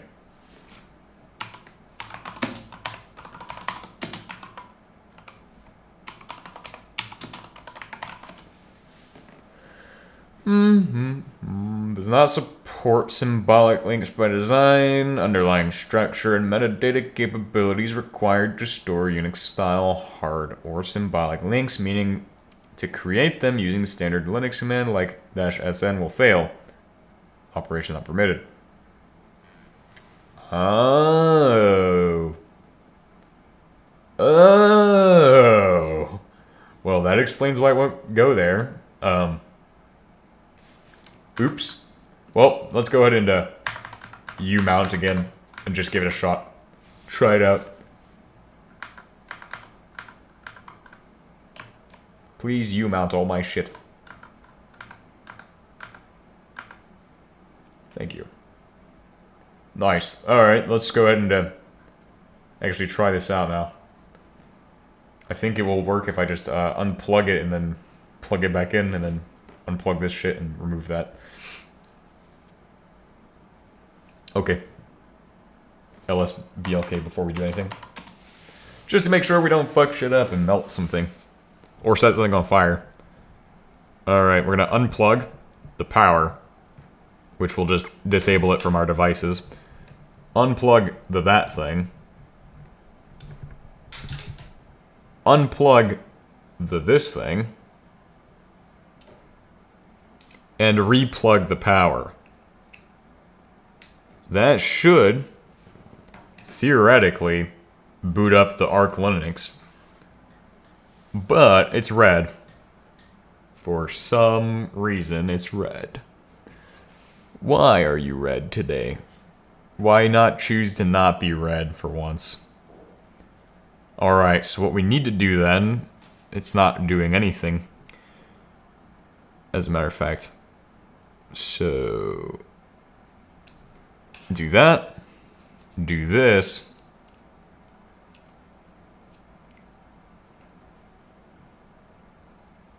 I'm actually kind of curious right now.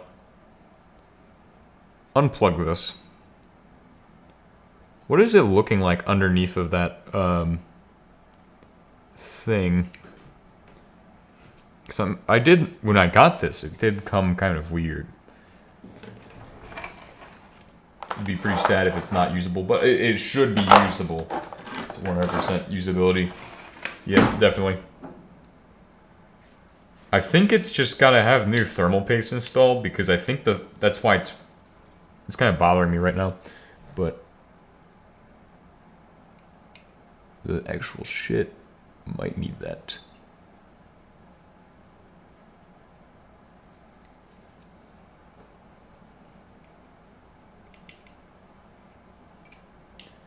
Oh shit.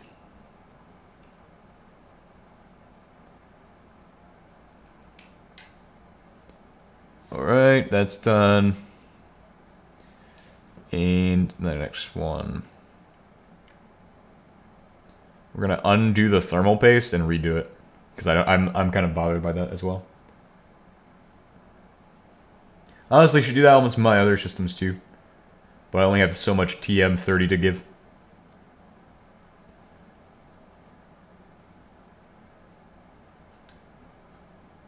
Damn, this one doesn't want to go. Wait a second.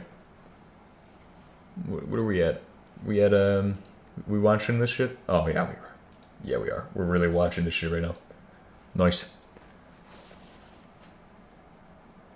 You know what? Let's go full screen on that. On the side cam. Full screen that shit. Whoa, my god. Too much full screen. And very blurry. But that's just a camera deficiency.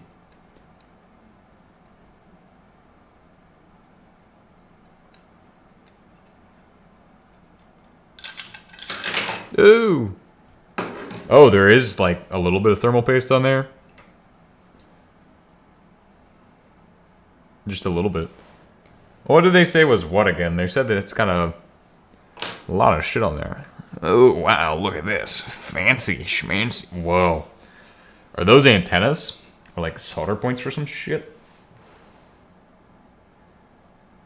It might even have GPS and shit in there or something. Dude, that could be like something interesting that I need to learn about.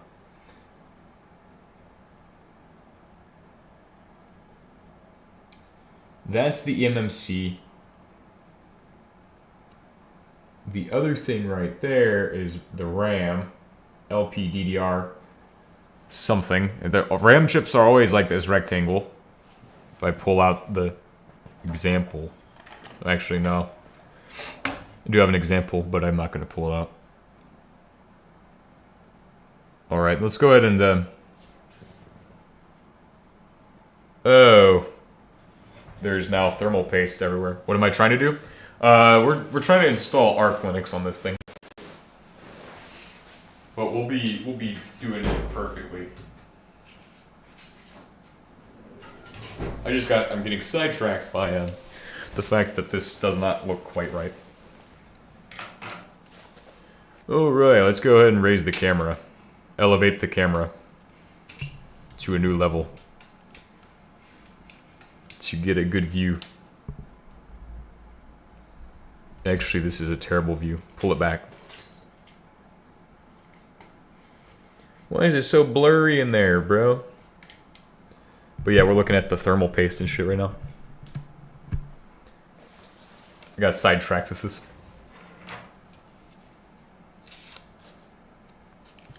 I believe it should just need an alcohol wipe and it'll be good.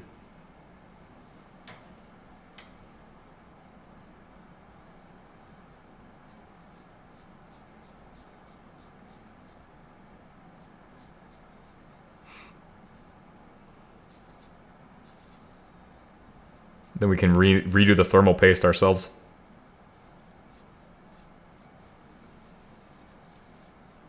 Rock chip.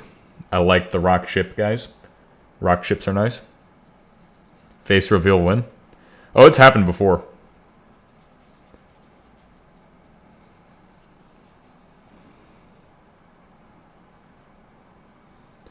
I don't like that it's all over the board now. One thing I don't like, that it's on the board in weird places now.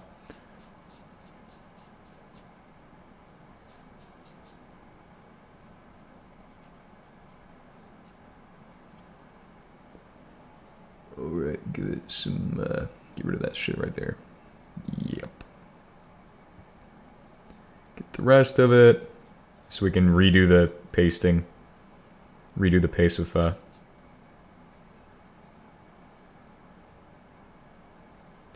my own paste. Yeah, I'm gonna put my paste on the board.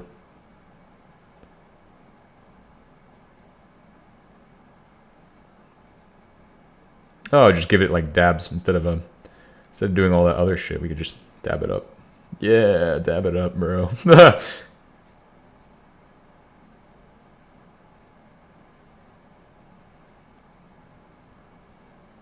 Getting a nice close eye on this shit. Alright, you can see it says rock chip. Well, actually you can't because it's blurry as fuck for some reason. Fried the camera. Might as well have. Get rid of this thermal paste. I'm not happy with it. Because it's kind of... So they only did the rock chip. I suppose that the entire system is built on that chip. So you should be fine to do that.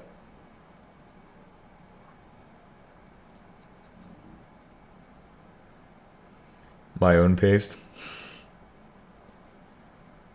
Yeah, I'm gonna put my own paste on this shit.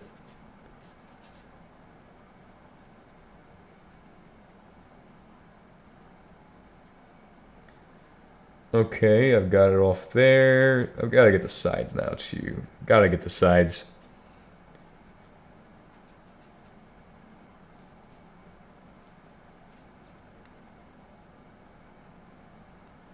Okay, that's a circuit. Oh. Shit, don't do anything with that thing. Build my rock ship. Rock.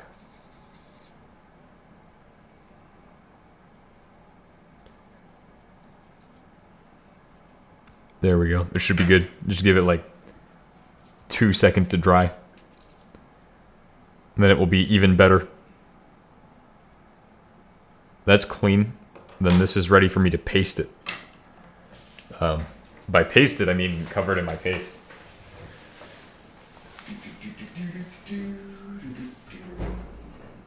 If I can find my paste. Which drawer is my paste item in today? Corsair TM30 thermal paste. It's spectacular, so. Oh yeah. Used this to fix my Xbox 360 with some modern thermal paste. I do have thermal pads, but I'm not a thermal pad enjoyer. I'm a thermal paste enjoyer. I'm going to show you all how to do some thermal pasting today. First of all, you have your chip, and then you get your hand out of that video,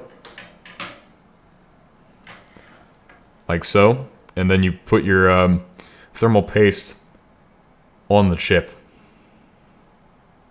And I'm going to do the methods prescribed by some geniuses. Bro, this is a pain in the ass, honestly. But then you put a big old dot on there. Make sure it's nice and good. And then another big dot on each corner. Yeah. Oh shit. My thermal paste, it's all over the board now. And then hit it with the fucking alcohol wipes and clean it up a little bit. Just give it a nice little touch up. Nothing too fancy. Corsair TM30. Thank God. Don't let the thermal paste dry. I mean, obviously. Clearly we don't want to do that. Oh God, it's gonna dry out or something. Oh, wipe it off with your finger. Wipe it off with your finger. Yeah. Once that alcohol wipe's been used, start wiping off with your finger. It will be tasty later if you forget to wash your hands. Extra protein, or what they say. Now, slapticate this shit right back on that thing, like a so.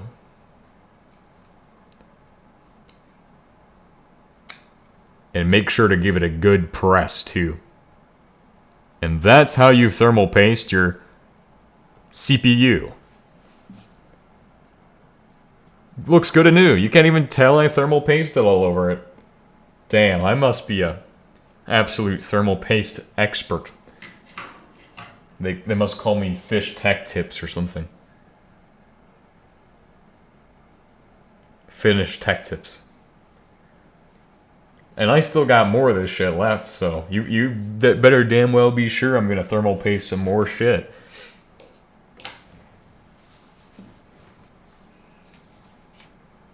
There will be no trash in the video. Or random stray SD cards. Alright, so it didn't boot, which is, let's go ahead and refer to Exhibit A. The sim links don't want to go in the VFAT. So what I'm going to have to do is copy the entire boot directory back to the root directory. I'm going to redo this. Replug this thing. Not that thing. Not that thing. The big long thing. Big longest. Replug this thing in. Boop. And then the power. And it will light up, which will give a blue light because it booted from the SD card, which is saying to mount boot and root, but we're not going to do that. Oh, get this away from the thing so we don't short circuit anything.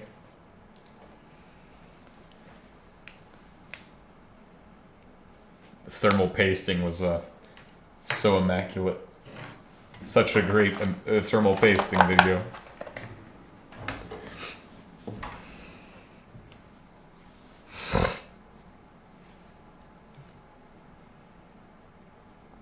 Alright, now, all that's left is to remount the shit. So we're gonna remount that to dock 2.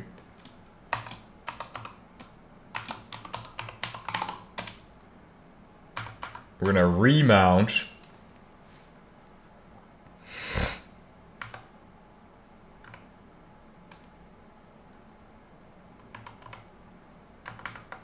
that. Then we're going to do something amazing. Sudo. Oh shit, you know what I realized? I realized you're all watching the fucking the camera still. Oh god. These commands must look horrible. Whoa! Resize that shit right down. Oh my god. Nobody expected that.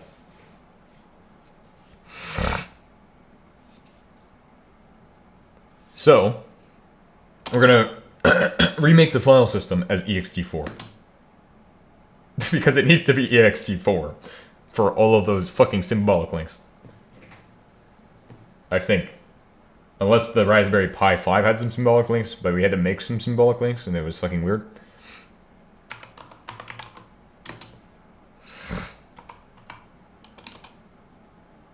No, don't mount shit. Sudo copy that shit. Me just reading the command. Doc. Slash everything. And do RF. Actually. MV doc. Everything inside of doc. To. Oh, wait. By the way, make it doc 2. To doc. And then slash boot.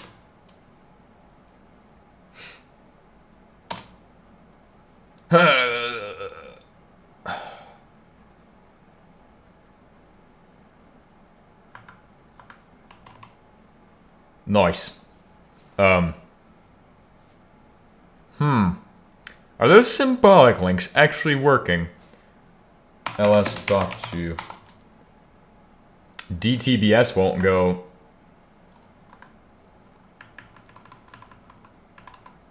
Try it again. Directory not empty. We'll try cp slash doc slash boot slash dtbs. We're gonna do dash rf. Missing information. Oh shit, yeah. Doc 2 and then put it into doc slash boot. Try that out. No such file directory. What do you mean? It's right there. Copying it from one to the other. Unless it means... What do you mean it's not a directory? What do you mean? Okay, hold on. There's questions to be asked. What is an ls doc slash boot? There is a DTBS in there. Okay. So we're gonna... What if we tried copying all of... No. Let's go ahead and make it from vfat to ext32. Can I make my boot ext32? Yeah, we'll just fucking make it be fucking mkfs. Wait, let's just ls dtbs real quick.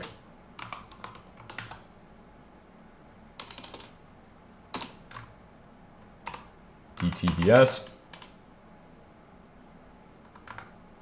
I'm gonna just keep going down. Rock chip. It looks like it's got everything. I mean, overlays. I mean, it's got everything. It's got the DTBs. Slash. I want to find out what's in overlays. Odroid M1, m1s. I think it's good. I think we'll be fine to try and move it the rest of the way. I mean, I think. Alright, so we'll do mkfs.ext4 slash, whoa. You gotta do sudo umount /dev /sda1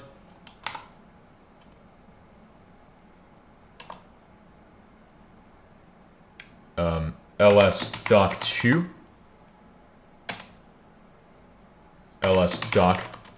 doc's still there. Alright, cool. Then we're gonna do sudo mkfs.ext4, which will make it's a ext4, so it takes different parameters from than normal. So if you do -n, it will create anyway. /dev /sda1, and then you do -n, and that creates a name for it as well. So if you want to name it something, like for example, boot, bnewt, we want boot, right? It will then do this.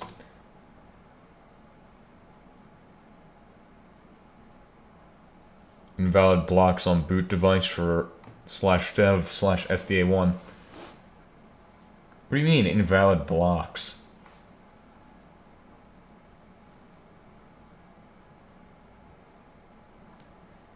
Boot on device /dev /sda1 ls plk.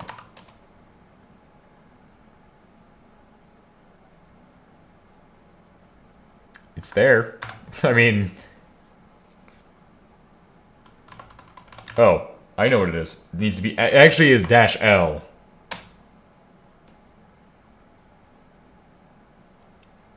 Destroy.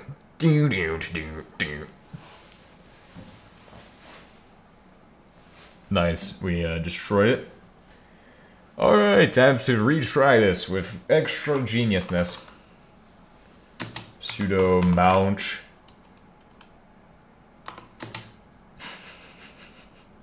/dev /sda1 to my doc2. We'll copy this from doc to doc2. Same shit as we did before almost, but the directories will be different. Sudo cp, we're gonna do the opposite way. Or sudo, yeah, we'll do sudo cp-rf, and then we're gonna copy from doc all of boot.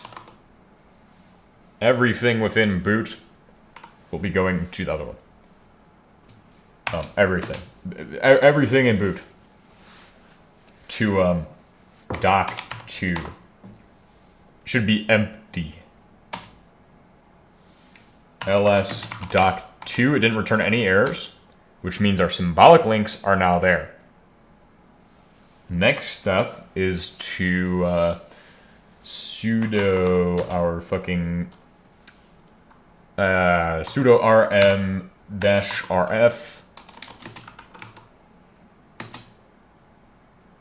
doc/boot/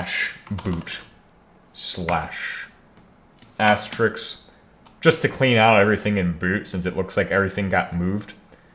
Let's verify that using my brain cells. Verified.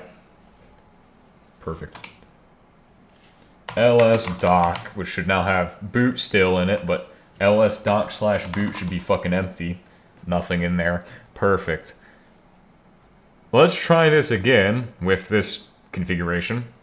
So now we're gonna go ahead and sudo umount doc2 and doc. Alright, they should be lsblk before we do anything. Should be ready to go. Alright, they call me the architect. I was gonna say they call me the doctor or something, but no, I'm the architect. I am the hidden arc user. Well, public arc user. The architect. Oh yeah, just unplug the fucking micro OTG bullshit. Removo SD cardo. Replug. We should see that red light, and then a blue light appears under it if it boots successfully. You know, in fact, I might even try plugging it into this to see if it's giving out an HDMI signal. That gives us a debug info. Please give me some debug information, man. We need debug information. Oh my god. What am I doing? What am I doing? Cortana, what are we doing? Oh! Holy shit! We disconnected the display. Okay, unplug. At this time, we're going to unplug that.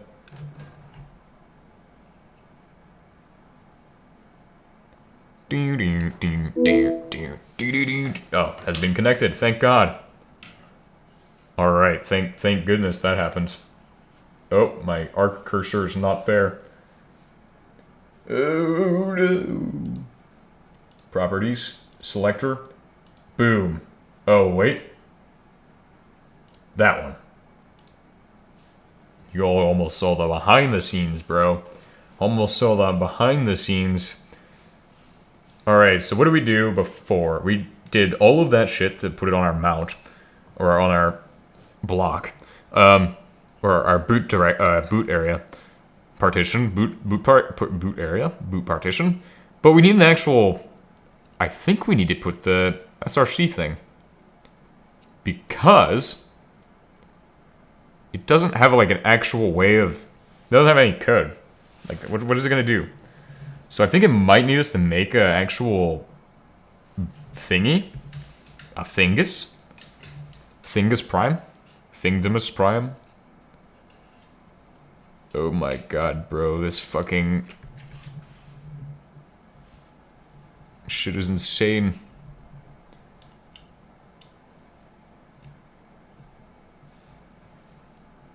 Whoa, vibrations. Micro vibrations. Alright, the microns are slowly burning my brain away. Microns. It's fucking hilarious. What are we doing? So, in this guide they say, copy kernel modules into arc rootafs. Oh, we skipped that step. Oops.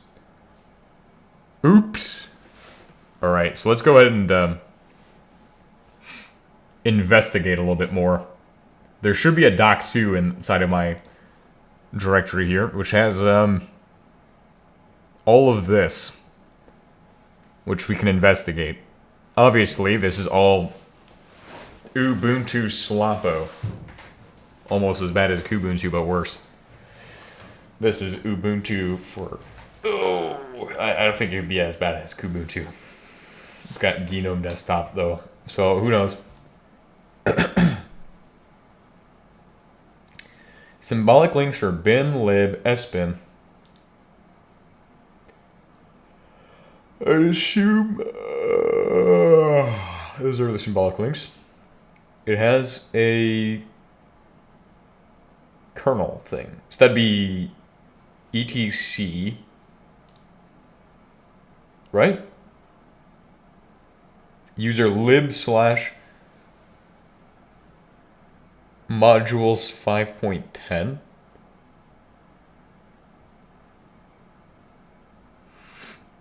Lib.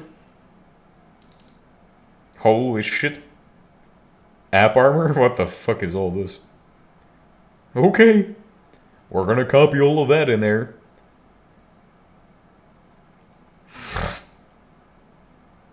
Odroid. So we need to do all of this. I mean, in theory, like I discussed yesterday, we could technically pull out any of those fucking things and just shove them in there. If we wanted Python 3, fucking pull it right from the Ubuntu repos, shove it right in my fucking Arc distro. Franken Arc right here.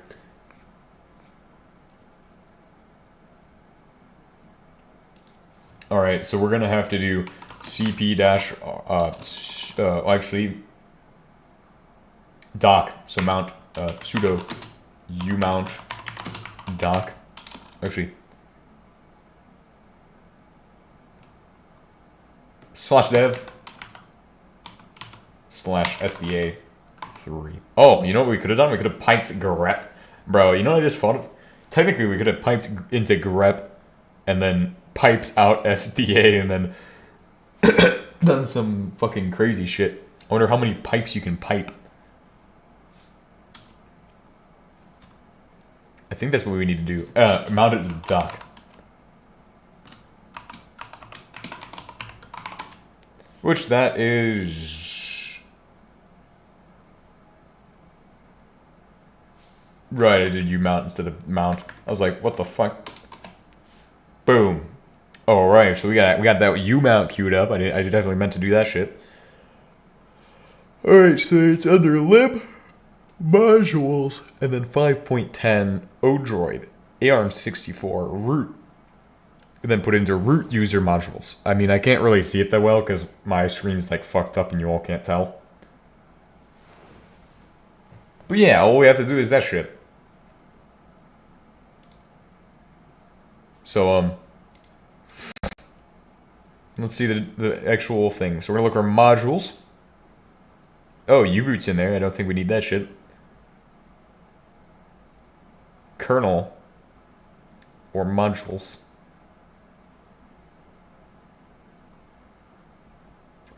A, B, C, D, E, F, G, H, I, J, K, L, M, N, O, P, Q, R, S module. Holy shit. Wait, they did it during 5.10 days? Holy fucking shit. Alright, so where are we putting that at? We're putting in our root FS, I guess.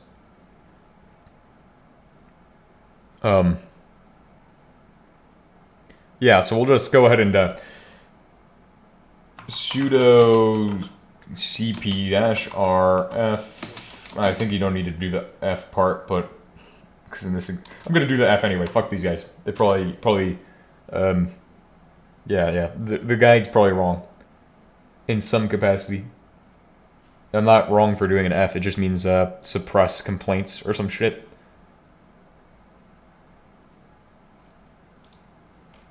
All right, so then we're gonna do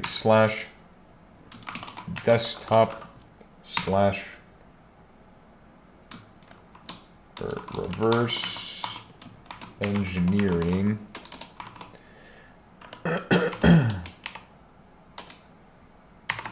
/doc2/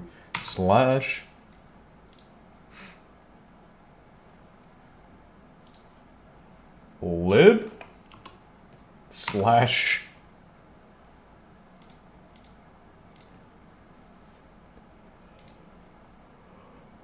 modules / and then we're gonna put an asterisk so it takes the one thing that's in the fucking thing and puts it into doc. Right, so in doc there should be / same placement, I believe. Unless I'm wrong.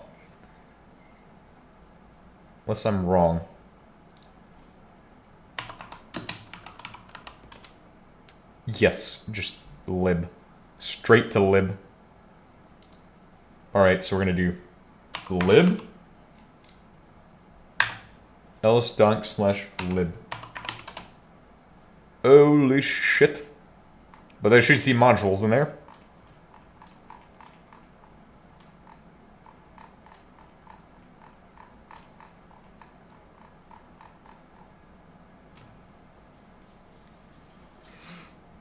Oh yes, I love these .d files.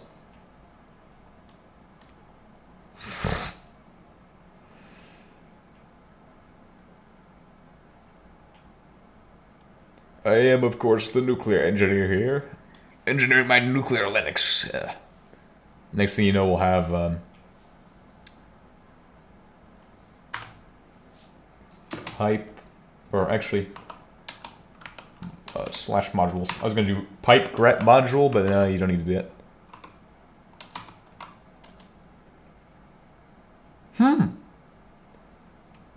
What on earth? Okay. So yeah, put it into slash modules. It does exist. So that's good. Please somebody make a meme about the fucking paste, by the way. Thermal paste, please.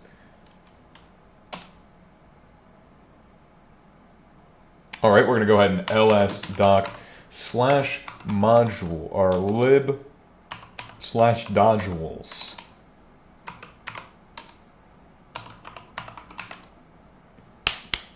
Noise.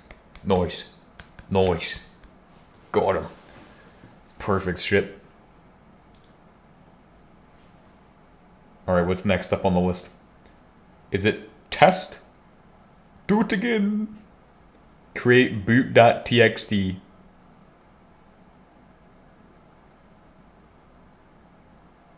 Okay. I don't wanna have to do all this. I'm just gonna copy and paste it all and fucking shove it in there. What are we doing? So, copy kernel modules into arc tools dash CPU. Create boot.text.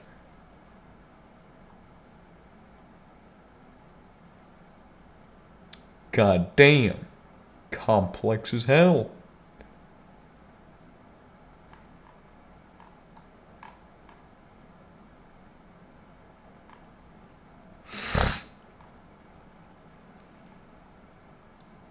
Okay. So I have to make a boot.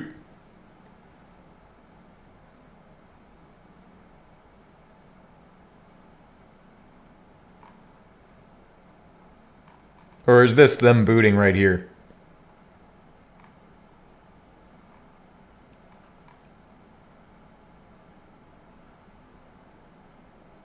The read training result. The write training result. The read training result.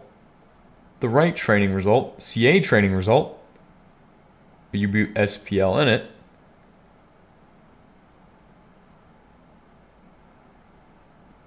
Okay. Maybe I should learn U-boot because I don't understand what any of this fucking shit is. Should definitely understand U-boot better before I fuck around with putting Arch Linux on a fucking another machine. Or just fucking go over to Chimera OS, which is what I want to try out. I want to try out Chimera. It looks fucking cool. I like the theme. It's like all purple and shit, which is weird that I would like a theme that's all purple, but it just seems so fucking nice. I don't know what it is. It's a perfect OS, I think. No, actually, Arch is. I can't be slandering Arch. Arch Linux is the perfect OS. That's why I'm putting it on every system, obviously. Because you can't get better than Arch Linux. Nothing installed from the start. So, what is this?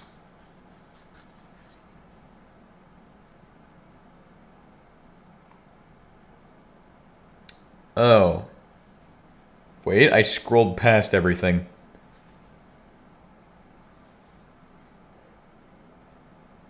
Create a make script. Compile U-boot.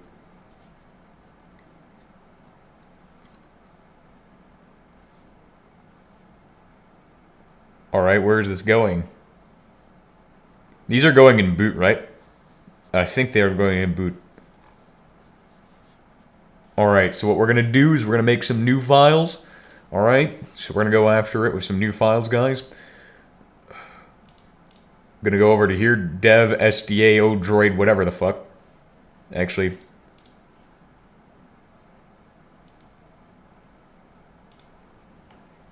Easy peasy. Okay, easy peasy. We're going to create a new document called emptyfile. Or called boot.txt. This is important. Create the boot.txt file.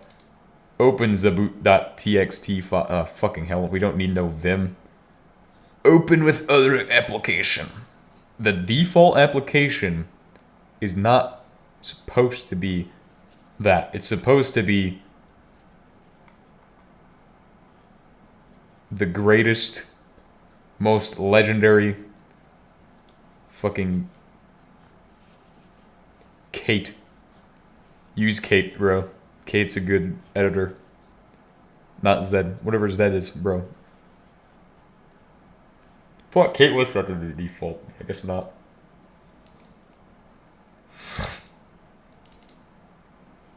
Alright, I guess it doesn't fucking matter.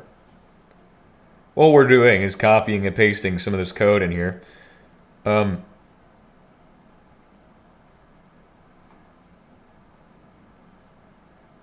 Code and then slash code. Then we're gonna verify that. God damn it.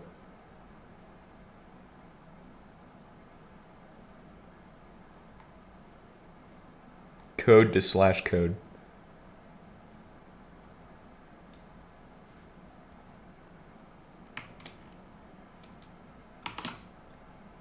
What? No.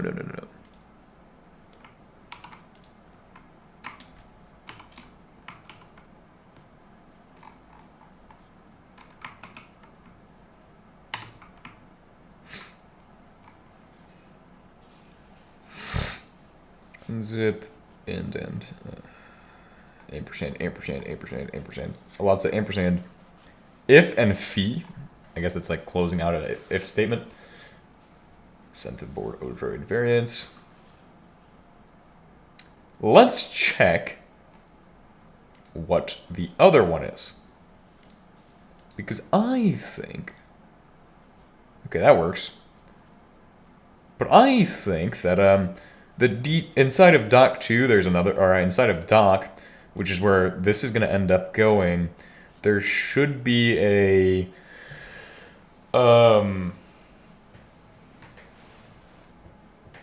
Oh, it's a boot script. Okay, there is no such thing as whatever this is. But I think this is going into boot. Let's check doc 2. Doc 2 boot is empty now.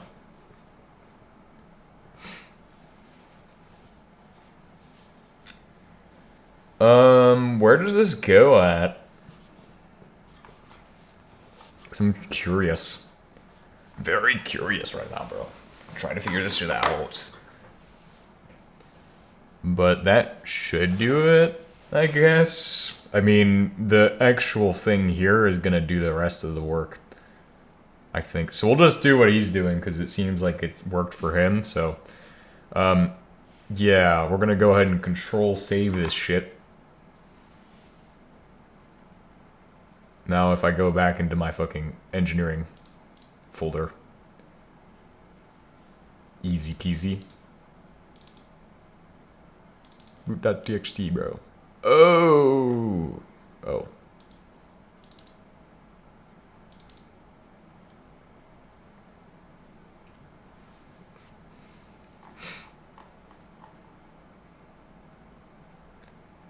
Expects to be called with the following environmental variables set: dev type mmc/sci,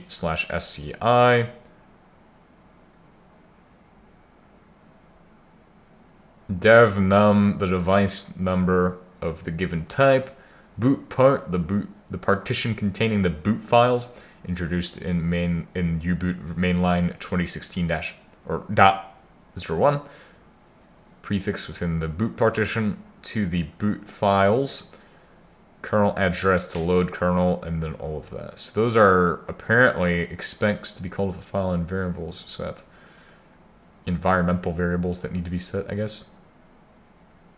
Boot label. Oh. It's just boot. Right? Right? No. We'll just say fuck it, and if it's... This is something we'll look into later.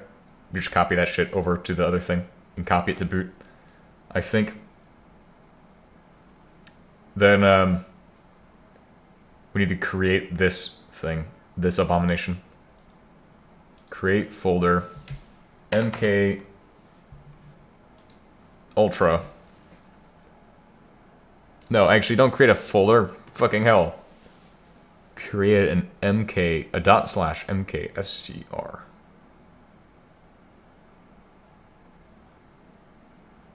Compile a U-boot. What the hell? Enable optional DTB overlays in config. We should be good. I don't think we need this. I could be wrong, but I'm pretty sure we don't need this. Pretty sure the arc ARM comes with the shit we need. Okay. Then what do we do next? It says boot into alarm, so then he does this. Alright, I say what we do next is unplug and get it ready to go. To test. If it turns blue... Oh shit. I didn't unmount it. That might cause issues. Let's replug it in and see if it's okay. It's not like I was writing... Oh, it's booting now. It's booting now. Oh, it's blue. Hold on. Unplug that shit. It's actually blue. It actually is... Holy shit. Okay. I mean, I fucked something up. I fucked it up a little bit. I forgot to unmount the fucking shit I had mounted, but... I mean, it looks like it worked to some extent. But that's going from nothing to having an entire Arc installation, potentially. We potentially have an entire Arc installation on there. Blue. It's attempting to boot or not. Not attempting to boot.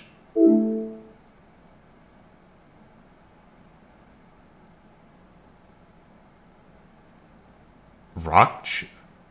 What the fuck? It just said the rock chip was detected? So I connected it to my computer while it was on, and it said the rock chip is connected. So that means, like, it could technically be able to use the rock chip from my host system? Alright, let's try this again. Boom. Nothing. Okay. But the second we put this in there, it turned blue. Let's try putting that in there and turning it blue again. Okay, blue light, which is interesting enough. Display has been connected. Great, I'll have to reset everything on the display again.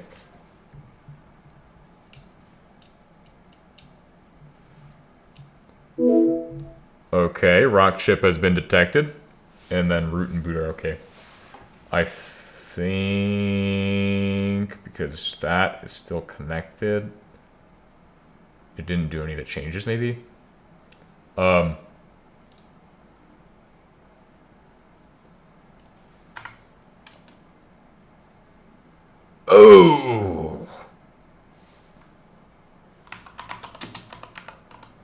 Fuck. Unplug it so we don't accidentally fuck shit up even more. The reason I say unplug it to not fuck shit up more is because I believe that if you left it plugged in, what's gonna happen is they're gonna try to fucking put all the shit on there. You mount that.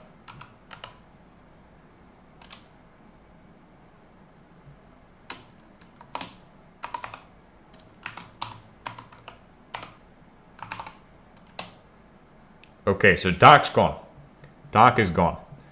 We need to do this. And then redo what we just did. With the moving that shit over. So. Sudo mount /dev/SDA3. I'm actually surprised.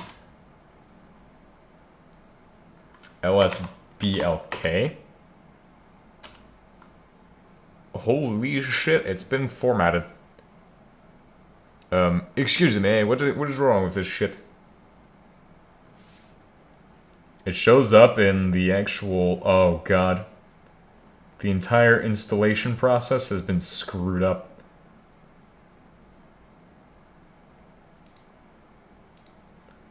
Yeah. We just screwed up the entire installation. Damn. Damn! Usually it's an SD card, so it's not a cable I have to unplug every time. Okay. That's fucking amazing. It's tried to boot the SD card so I can no longer actually access the system from here, which is not good. LSB, okay. Let's try unplugging it or replugging it in. As any good engineer or tech support guy could tell you, that's the simple solution to most problems.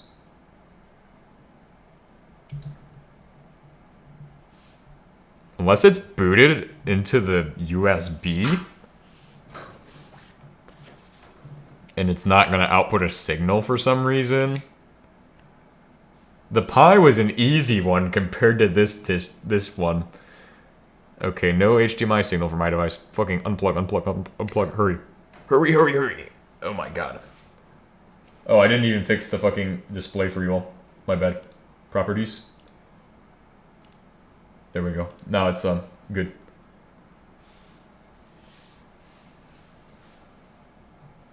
Let's power it off. Give it like 30 seconds. Replug it in so it has a chance to fix itself. And then attempt it again. Do it again. It turned blue, which is not typical for the actual installation. Oh no, my cables. Not normal for this. Okay, root and boot are back. Let's do an LSBLK real quick. Alright, we got that back. Oh my god, that was almost bad. LSBLK. What? Did I fuck up F-stab? Is F-stab is fucked up? /dev/SDA3. Right? Or... Well, it says it's SDA. Is it... What about SDA1? Can I do that? Cat... /etc/fstab.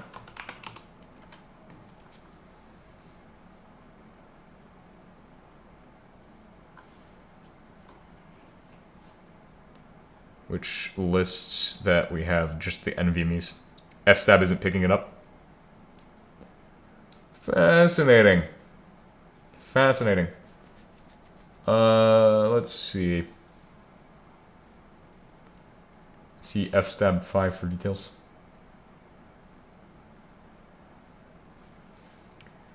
Fstab?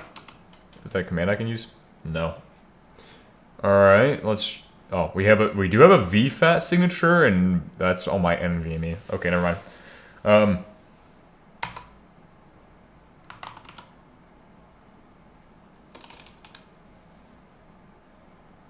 ls/dev/sda or yeah. ls/dev. Do we see anything that looks like an SDA? Actually, we'll pipe it to grep SDA. There is SDA. Is that not something I can mount anymore? Because I unplugged it? I'm learning a lot right now. Grep SDA. And that pulls up those three, so why is it not an Fstab? We could try rebooting the main system and then putting this all back together. Alright, yeah. Maybe. That'd probably be the answer that would work. Bro, we ain't even close to getting this thing to actually have Arc on it. I don't know how I'm not. Bro, you know what I should do is just have the AI guide me through the installation. I'm sure it knows the answers, but this is such an obscure board that I don't think we're going to get the answer from AI either. I feel like it's not going to know the answer. And plus, it lies to you anyway. Alright, so then... Give it a minute. Give it a minute. Wait, let's do a full unplug. Do the full thing unplugged for a second. It's kind of warm. Not super warm, but a little bit more warm than it was before I removed the soldering paste. Or I mean the fucking normal paste off of it.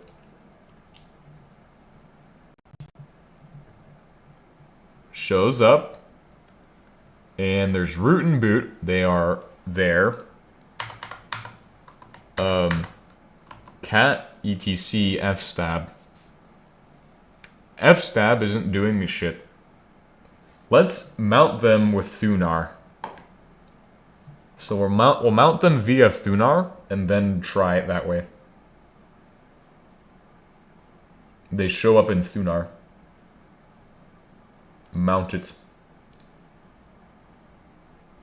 Safely remove. Mount it.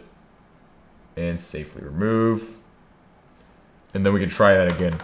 And then let's go ahead and LSBLK, it's all there.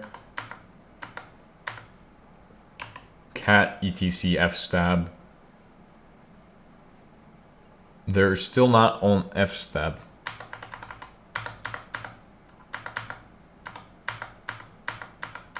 Very weird.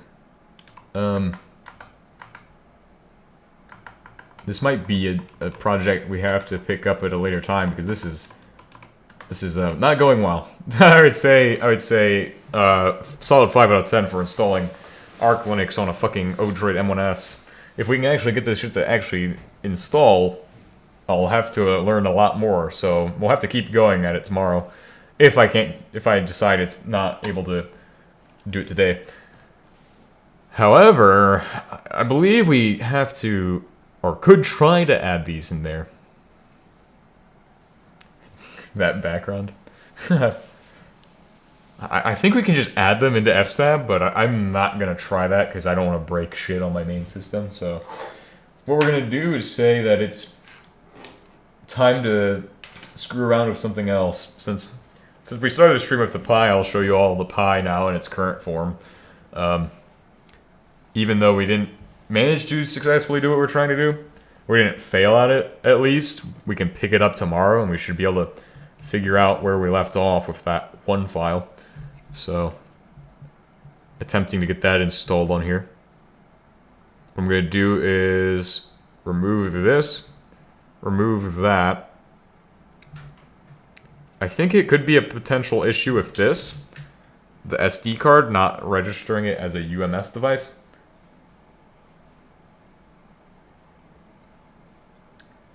It would be cool to get this thing to actually have Arc on it.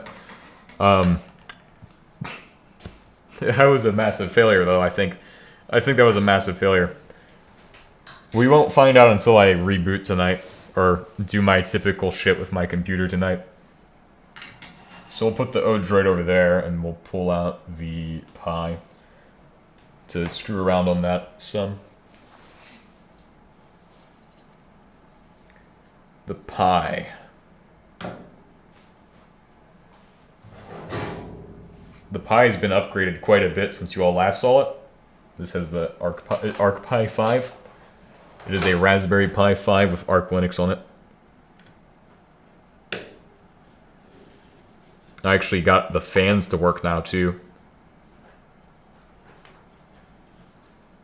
Oh god. The legendary Pi 5. You all won't even be able to see the text on there. Probably.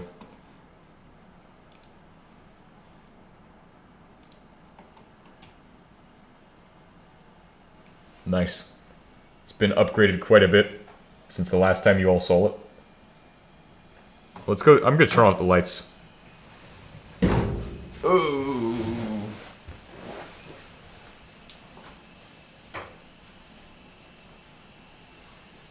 Nice. I set up the fans and everything, and it works pretty well. In spite it sounding like a jet engine. No, don't do that. We don't want to do that. Yeah, it's a Raspberry Pi 5.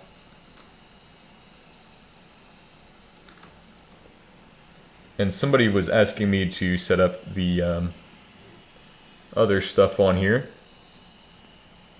Gotta be careful, because it's got a button for turning it off.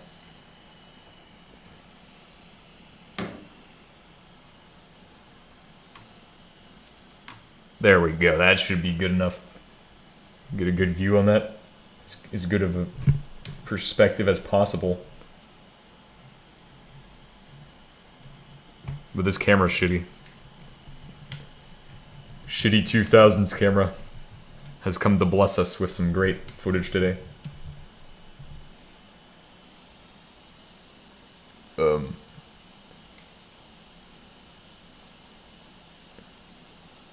Oh god. Let's do this. So that way it's at least a slight bit darker. There.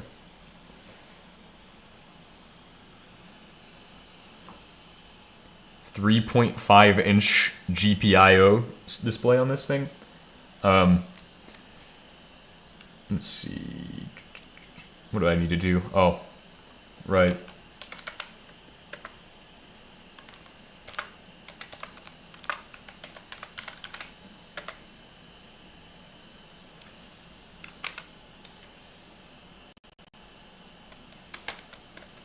Nice. And now it's time to do my favorite one that I've been shown by somebody in the audience.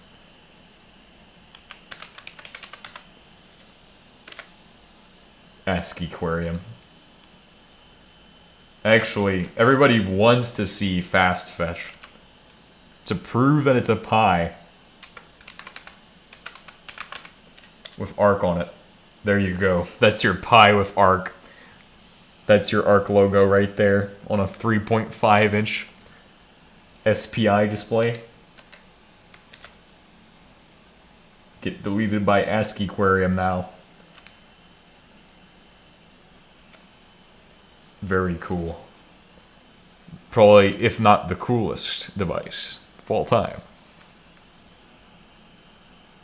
And it's actually running pretty cold right now. So, I could do some coding on this later.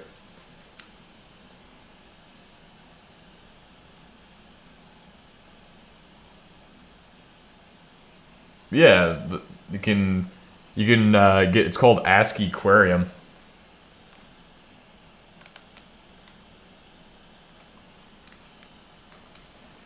It's pretty neat. I didn't make ASCII Aquarium. I just got it from AUR. This was an AUR repository for it. Literally just type in ASCII Aquarium. Do sudo yay -s ASCII Aquarium. And then boom. I don't know. There's gotta be other cool shit. Like, hit Q on that. And then I could do like... I want to get like custom colors on there too. But I guess H-top exists. Which you can't even tell what any of that is. But that's H-top. I also do T-Mux. Maybe it would look better with like sunglasses over the fucking camera.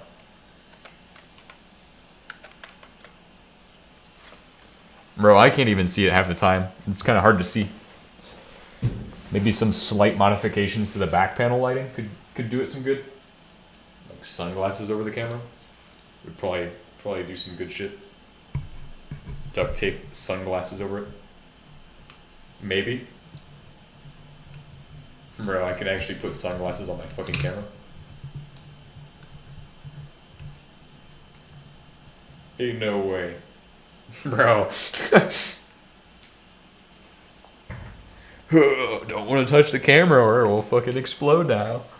Sunglasses will fall off. I'm guessing that's ASCII Aquarium? Oh yeah, you can see that way better now with the sunglasses. Yeah, a cooler for it? Yes, that's... You can hear it probably. I believe it's at like 40 degrees Celsius right now. So it's at like 200, or somewhere between that and 3,300 or 3,500 or something. Technically, you can put a Wayland... No, not a... Yeah, you could technically do that, probably. But you can technically build the desktop environment onto this if you wanted to. I don't really want that, so I'm just going to keep it as this. Where it's at this point. But yeah, that's almost, like, perfect for the camera to actually be able to see, like, shit. I don't know how that improves the camera quality, but it literally has fucking sunglasses on it right now. What if we could do other shit to you in here? You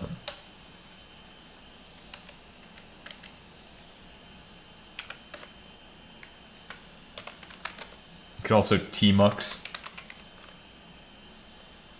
Control B, Shift %, Control B, Shift apostrophe.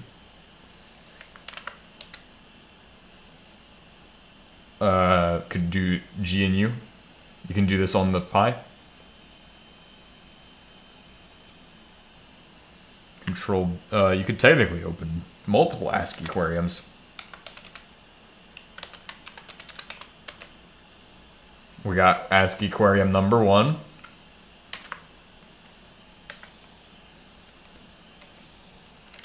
Oh, don't want to shut down. ASCII aquarium -8. Yeah, just do another ASCII aquarium in there. 2? Fucking 2 ASCII aquariums? I think I want to change it up on this one, see if there's different ones.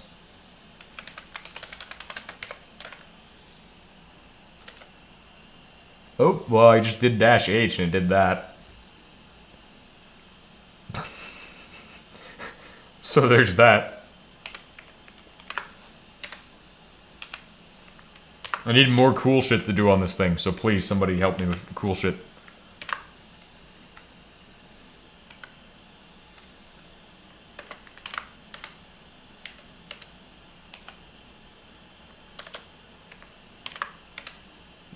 Trying to get that one.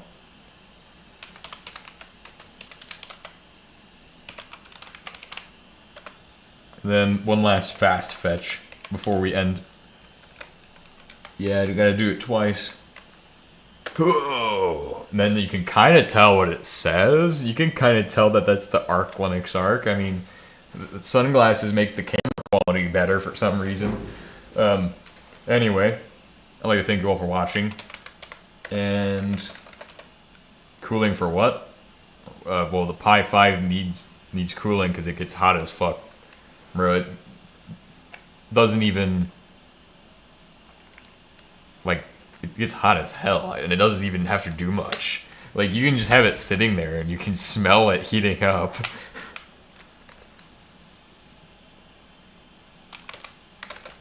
But I'd like to thank you all for watching. I will see you all next time, and goodbye.